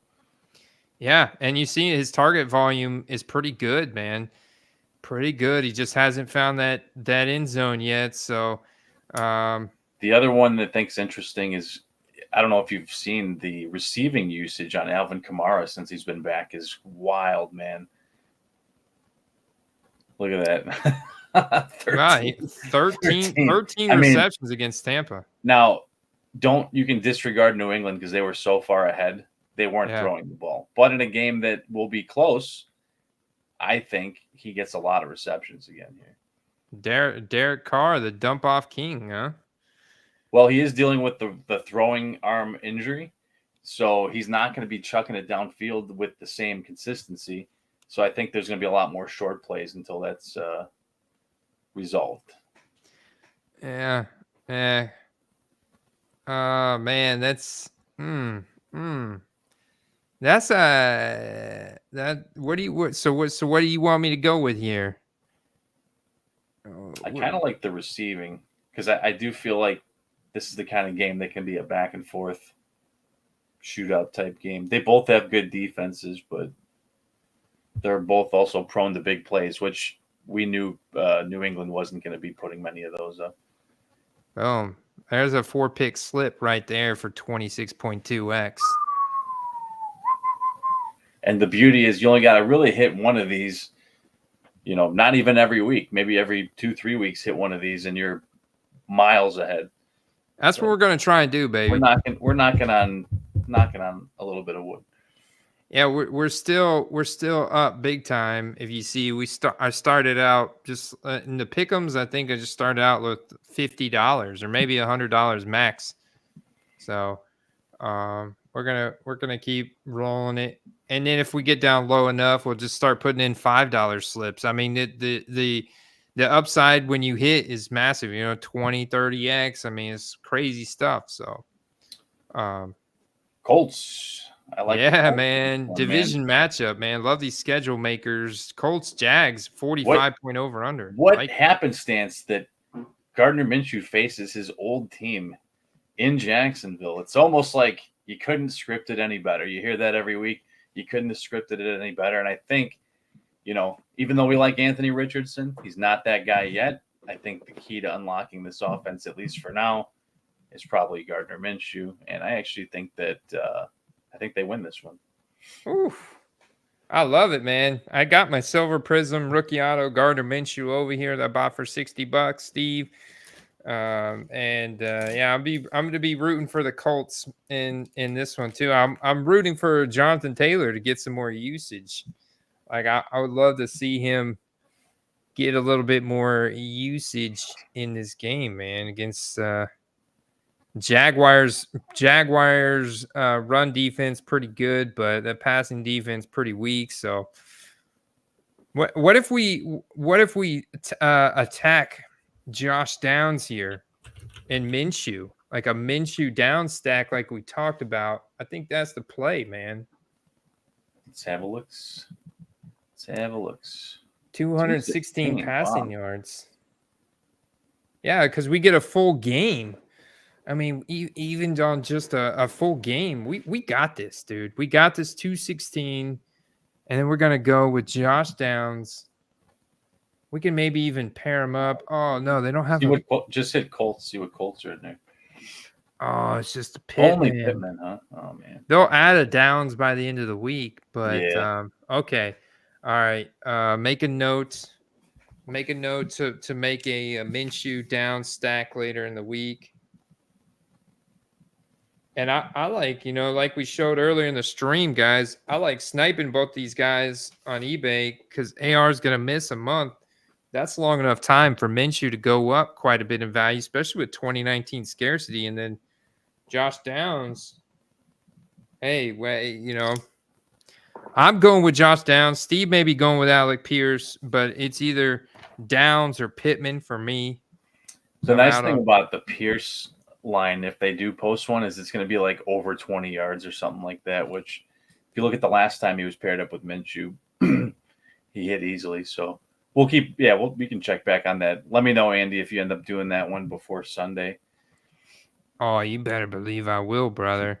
I'm also going to be doing a Jaguars and Travis Etienne or Trevor Lawrence, but it looks like Minshew. I'm gonna have to come back because there's not very good lines right now for this matchup. Yeah, not a ton of variety. All right. They're not even giving you like touchdowns or any of that nonsense. All right, Panthers, the only winless team left, going up against the Dolphins. Another home game for Miami. Man, they got it made this year, man. I mean, have you ever seen a minus 879 line? Jeez, dude. Wow, dude. Look at that, man. A 13.5 spread for Miami. I don't know. I've seen many pro games that were over minus 800 before. That's a pretty big spread or line. I don't feel like there's any way the Panthers win this. Bryce Young's in for a world of hurt, man. Yeah. Could be a good amount of garbage time potentially. I think that this is a good week for Dolphins running backs more than anything else. Oh, no good lines yet for Dolphins yet either. It looks like they haven't posted them up. There's a couple, I guess. Got two. These are dangerous plays in my opinion, just because of the sheer fact that it could be over at halftime. I mean, it really could be. Yeah, and they got some defensive plays, some interesting lines there for the Dolphins, and I don't feel comfortable touching any of these Panthers. Maybe Adam Thielen with your spicy pepper getting a touchdown at some point, or 58.5 yards. Bryce Young fumble, baby. Yeah, I like that one. In that Miami Heat, he's going to cough one up, you think? Oh, he's got a couple already. Oh, yeah, man. Dude. He's been fumbling every game. He's throwing picks. I mean, I'm liking this one. Thielen's been putting up some big games. What's his yardage total look like? I know he's had a couple over 100. Yeah, look at that, He has, Steve. Plus finding the end zone. Look at that, man. Told you he wasn't cooked. Told you. You're right. You are right, man. I got to give it to you. And the Lions, just to put it in perspective for you guys, the Lions has a top 10 passing defense this year. So, for Young to throw 107 yards to Thielen, that just kind of shows you Thielen is getting open. And he's creating separation or just getting open and taking advantage of mismatches and found the end zone. Plus, he found the end zone against Seattle. So I think this is setting up pretty good for at least Thielen to maybe find the end zone, maybe go over on this yardage, Steve. Yeah, I mean, whether they're getting blown out or not, I think that puts them in a position to probably hit the yardage. Much safer than granted, there's no spicy pepper, but the yardage is a bit safer. Yeah, we took the spicy pepper on Bryce with the fumble. So, check this next one out. Patriots were falling off the rails going up against the Raiders, who are also kind of falling off the rails. Little bit. The Raiders, they're hanging in there, but man, if you watch the commentators talk about their play design, it's like if you're. I was watching the Peyton and Eli, broadcast the other night, and it's just, I mean, I question Josh McDaniels from the Bill Belichick coaching tree. I question his ability to command an offense. Yeah, Not to the level of a Mike McDaniels, right? Not the same McDaniels. yeah, it's not looking too good over there. I mean, both of these teams are kind of meh, but the difference is the Raiders' defense is still intact, whereas the Patriots' defense is absolutely decimated. Their two best defenders out with pretty serious injuries, so at least for a month or longer between Judon and Christian Gonzalez. Max Crosby could be in for a big game here. Ooh, are we going to get Mac Jones or Bailey Zappi, you think? Both. They've both played in the last two games, despite some being much less than others. But there's a point this year where Mac Jones cards will probably bounce back unless he gets benched, and that whole team will bounce back a little bit at some point. But that doesn't seem in sight just yet. So I mean, I've seen some Prism right there, Prism base Mac Jones cards, $26. I was watching some this morning, and Andy, do you not remember when that was a $300 card or more? Yeah, I remember in his rookie season when his base Donruss PSA 10 was a $3,000 card. It got that crazy when he was a rookie, man. Now it's a $20 or less card. And I don't think anyone in our community would have went for that, but either way we advised against it. And as you can see, there's a bit of a free fall going on. I wonder if there is a Max Crosby line here there's got to be, right? Come on. Oh, they're going to give us Robert Spillane and Trayvon Moehrig, but they're not going to give us. There's a Divine Diablo. This is a Divine Diablo. It's a cool name. But we don't get the Max Crosby line. We do get a Jacoby Myers chili pepper. Does Devontae score finally? He's got to score. Oh yeah, that's easy. Come on, Devontae, you got this. I mean that's insane that he hasn't scored, but he'll get him this time. Jimmy's got to get him this time. Whoa! Don't be spilling your beer now. Beer's it's been empty for a while, man. Just what about Jacobs, man? This could be the pop-off game, I feel, for Jacobs. Okay. All right. What are we feeling here? The yardage? What are they calling for here? Wow, he had 81 receiving yards last week. Jeez. At the Chargers. Yeah, I mean, I could see like an easy 75. What's the line at? An easy 75. Yeah, I wonder what the total is. So the total's 96 and a half. But I kind of like the rushing yards better. Yeah, just 69 and a half in a game that whether it's close or they're at a massive lead, that favors Jacobs to just grind. Yeah. I don't see a situation where New England's blowing them out, honestly. Yeah. All right, this slip is full. It's got a hodgepodge of stuff, but the following projections are inactive. No. Oh man, what did the thing go up to? Minshew's line Did moved. they take it down?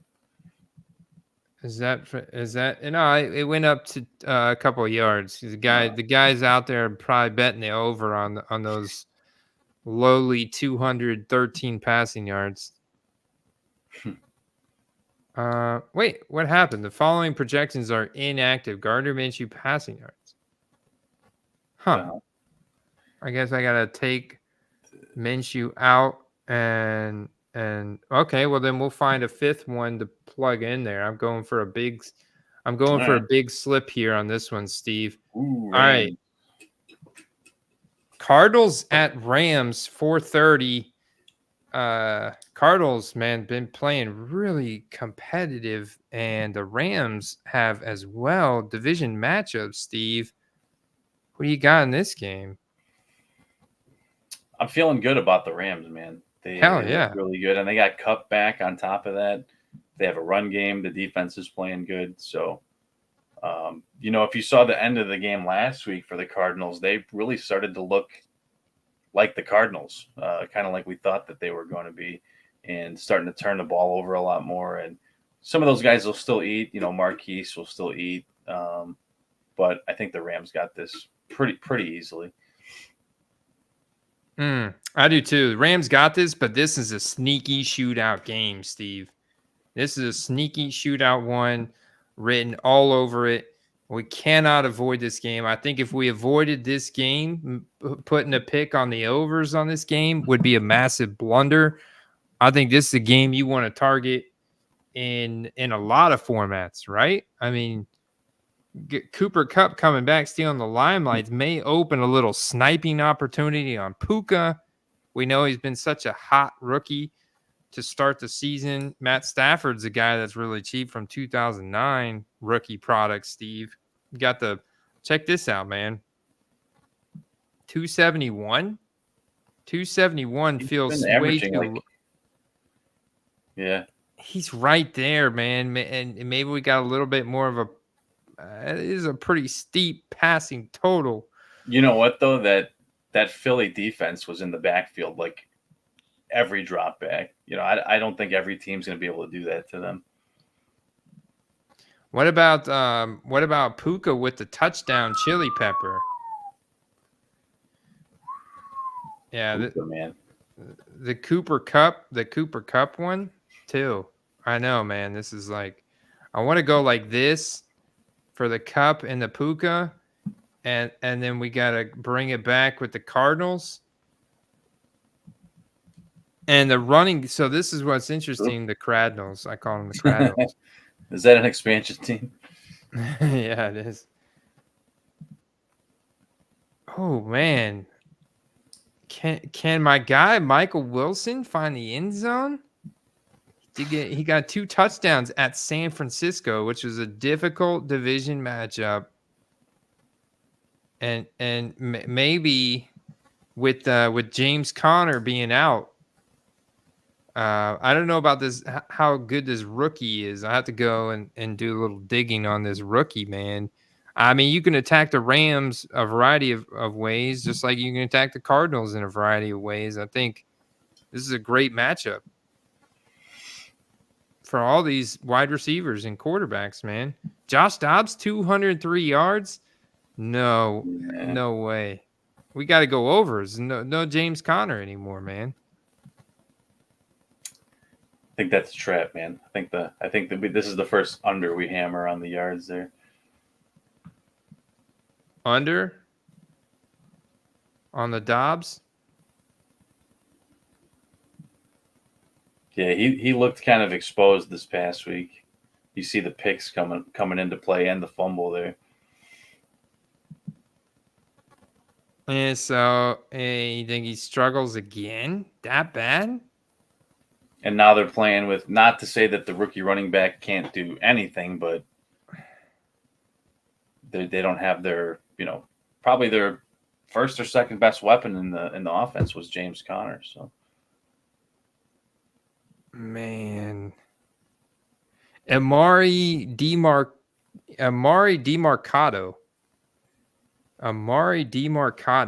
This guy runs a 4.4. He's got 80th percentile 40-yard dash, 83rd percentile speed score. Wasn't too good at TCU, but maybe he was buried on the depth chart there, man. He's got some speed. I think they said he's. I was listening to a podcast this morning. I think he said he's like the receiving type running back. Yeah, that makes sense.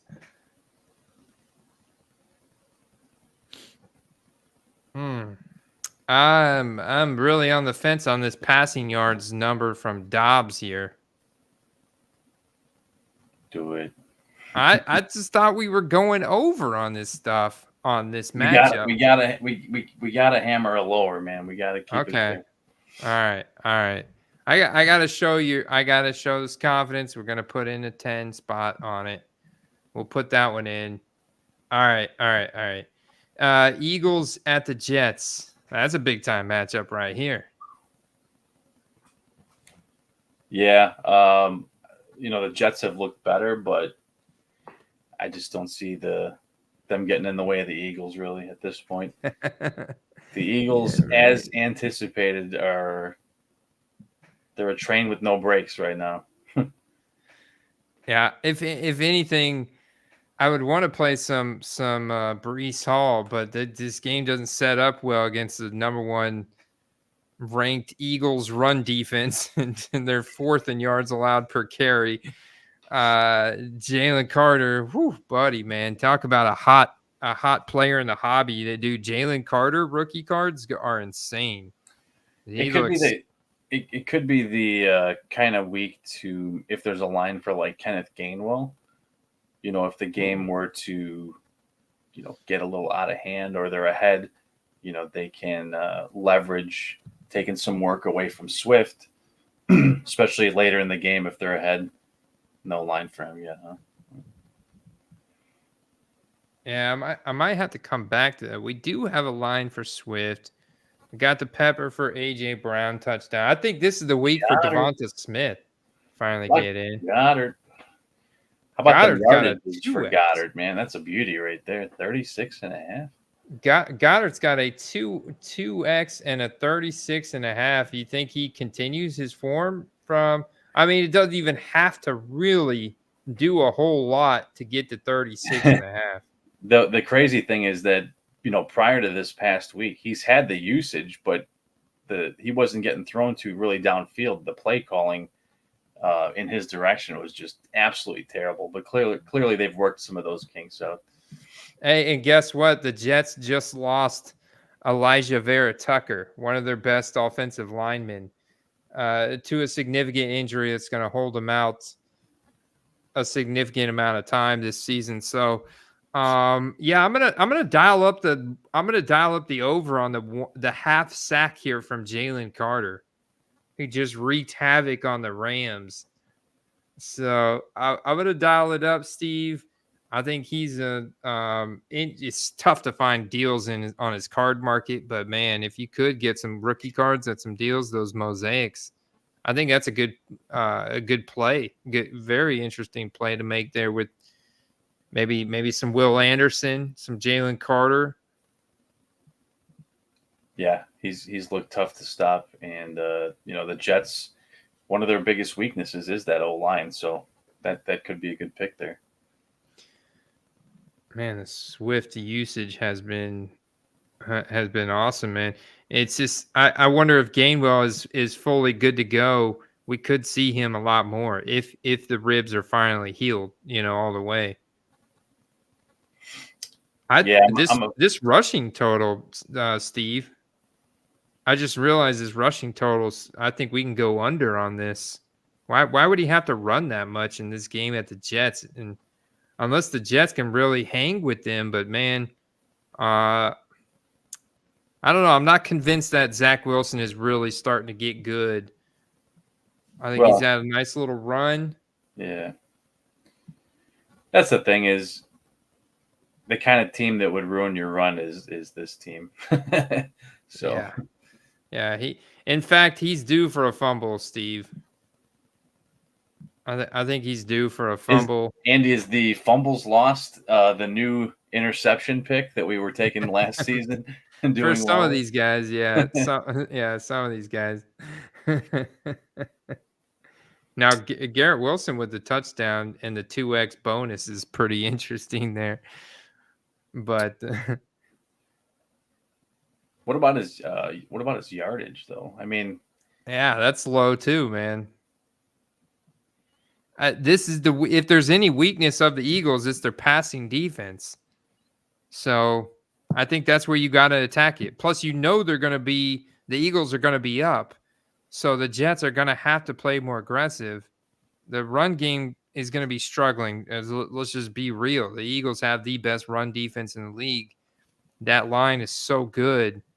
I can easily see, and I know Brees Hall is incredibly explosive, very good, breakaway runner. But I mean, this sets up perfect for a positive game script here for the Eagles. And that means they're going to be throwing more to try and come back. You could easily rack up 50 yards in garbage time in just a couple plays, Steve. I think it's a high probability we see some garbage time in this game. So yeah, and whether you could even go Alan Lazard, who's technically hit this over all 3 weeks for him. the volume scares me just because there's just not a lot of opportunities. He made a lot out of those opportunities, but there's just not a lot of them there. And a lot of what he did was against weaker defenses. You can say Garrett Wilson can probably overcome that, but I'm not sure about if I feel that way about Lazard. Although Conklin's made some decent catches lately. Yeah, I mean, he's hit that over all 3 weeks too. I think I like that better than Lazard. Boom. We got a 5 pick'em slip up to 40x right here, Steve. Bam, that's wild. If we don't win any of these this week, I'm gonna have to dial down to some $5 pick'ems on these big monster slips because it's just such a low probability, getting all 5 of these strung together properly. I mean, but if they're paying you 40 to 1, the odds of you hitting it are way less than that. So all right, we only have a couple matchups left here, guys. So make sure you hit that like button. We got the Lions at the Bucks, man. Ooh, this is my favorite matchup of the week right here. Here's the question: is if the Lions play well, you're not going to be happy about it. But in the back of your mind, you're going to be less mad about it because it's Jared Goff and the Lions than if it was the Saints or somebody else. That's right. Yeah. I'd be like, but they beat the Chiefs in week 1. It's the Lions. They're good. They're really good this year. I'm not going to be too upset. This is going to be a tough matchup, man. Vegas thinks it's going to be close. Tampa's played great at home. Lions have played not as good on the road as they have at home. But Mike Evans, in or out this week, Andy? Yeah, those hamstrings are tricky, man. Yeah, I think it's gonna come down to we had the bye week, so I'd like to see him get back in there. I'm optimistic, but I think it's gonna come down to a game time decision. It's gonna be a lot on Mayfield's shoulders here because Lions are just really good against the run, and Tampa's run game has been next to non-existent. So he's going to have to be that and the defense are going to have to try to win this week because the Lions offense is just looking jacked, man. Demont. How about Demont, man? He's such a stud, man. He's the man. So I got to go with my home team here, but I got to be honest with you, man. The Lions are a force right now. They feel like a tidal wave. And it's if I was being a realist about this game, I can't bet on my team here. That's for sure. I'd sounds like definitely can't put a pick'em slip on this one, man. I Fair, can't do fair. it. All right. I can't do it. I can't do it. But maybe Sunday night because we got the Giants going to Buffalo to play the Bills. And this is another look at the spread. Man, The Bills are 14-point favorites with a 45 almost point minus over under. 900 again. That's scary. I mean, we don't know who's playing quarterback. We don't know if Saquon's playing. And I guess at this point, even if he was, I don't think there's any way. I mean, they're too banged up. I think the Bills have this pretty easily. But again, that's another one that's just dangerous with the slips because the game could be so lopsided. What's the run game look like for the Bills lately? I mean, it's been pretty much non-existent, right? You know, the way it started at the beginning of the year, Cook was the clear favorite, but his role is diminished every week. And they're kind of back to the Bills of old where they just throw every down. They don't really run it anymore. Yeah, look at this. -4 yards last week from Cook. After starting the season off with 98, over 100 yards, thought it was going to be a great season for Cook. Hopefully you sold those rookie cards in week 1 for James Cook and didn't hold on. You know, who's a guy that Bills hate running backs? Yeah, they do. A guy that we thought is going to be great and is improving every week, Gabe Davis. I know Derek's going to give me that 4th round jibba jabba, but since his ankle injury's healed, he's looking good, man. Well, I mean, you can score on the Giants any way you want, man. Yeah. So pick your poison. 4-game touchdown streak. Not bad. Yeah. Not bad. He's got the chili pepper. We keep going back to the Gabe Davis well. I mean, this the yardage line's pretty low too. Yeah, I think that they're at this point guessing that the game is out of hand quite early. If Josh Allen played all 4 quarters, he would probably eclipse 300 passing yards easy. Yeah, this is an easy win for the Bills here. They go 4-2, put them in the books. This one is interesting because this might be the first game the Cowboys offense actually has to play all 4 quarters. And with the exception of the 49ers, but that game was already pretty much out of hand by the end there. So, but the Chargers, on the other hand, secondary, one of the worst in the league.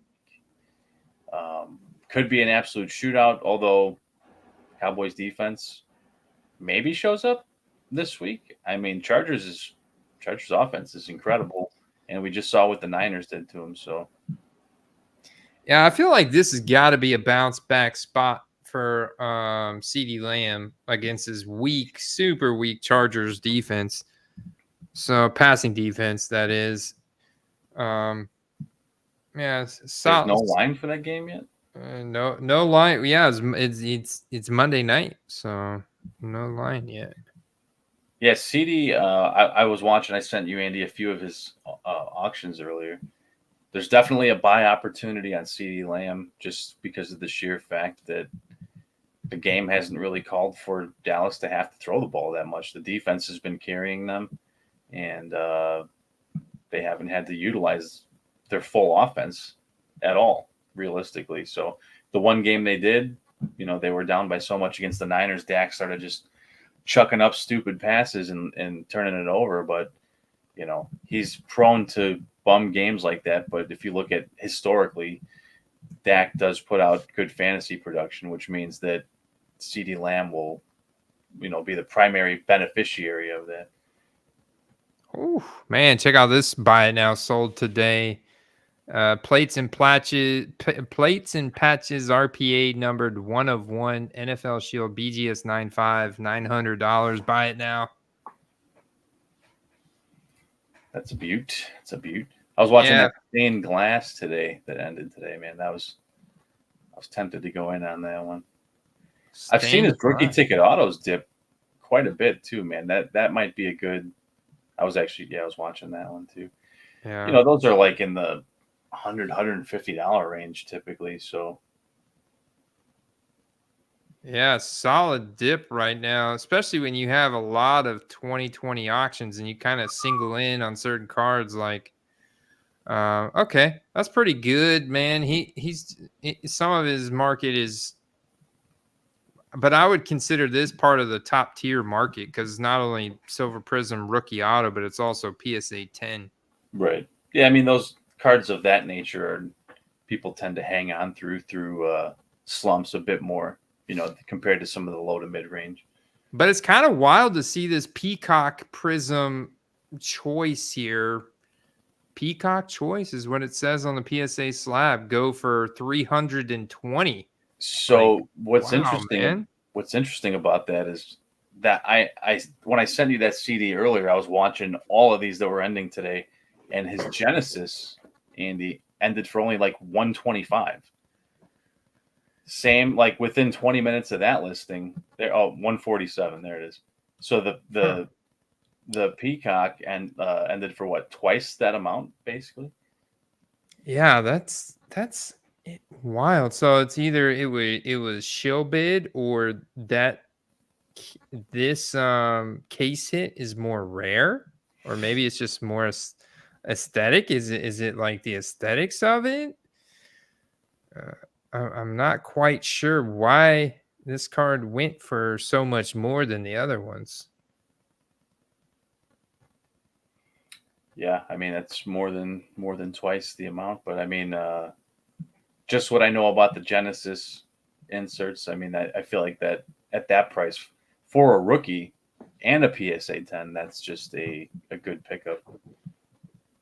Dang, there was a ton of big time CD Lamb auctions going down today, brother. Yeah, that optics scope. I was watching that one too. That's what. Oh, there's the stained glass I sent you earlier, right there. PSA 9, 213. Okay. Yeah, that stained glass still getting a lot of love, even horizontally formatted. Yeah, and the case hits obviously are always valuable, but the case hits of rookies always that much more. So see, look at that. That same Genesis. Oh, wow. So this was a buy it now. The same Genesis Yeah, PSA 10 that sold for 140 today. The 140 the other one went for. So this one sold in the buy it now for $500. Wait, let's check the serial number real quick. Ends in 6875. Let's go back to the other one. All right, so it is a different card, a different serial number. At least that's what the pictures indicate.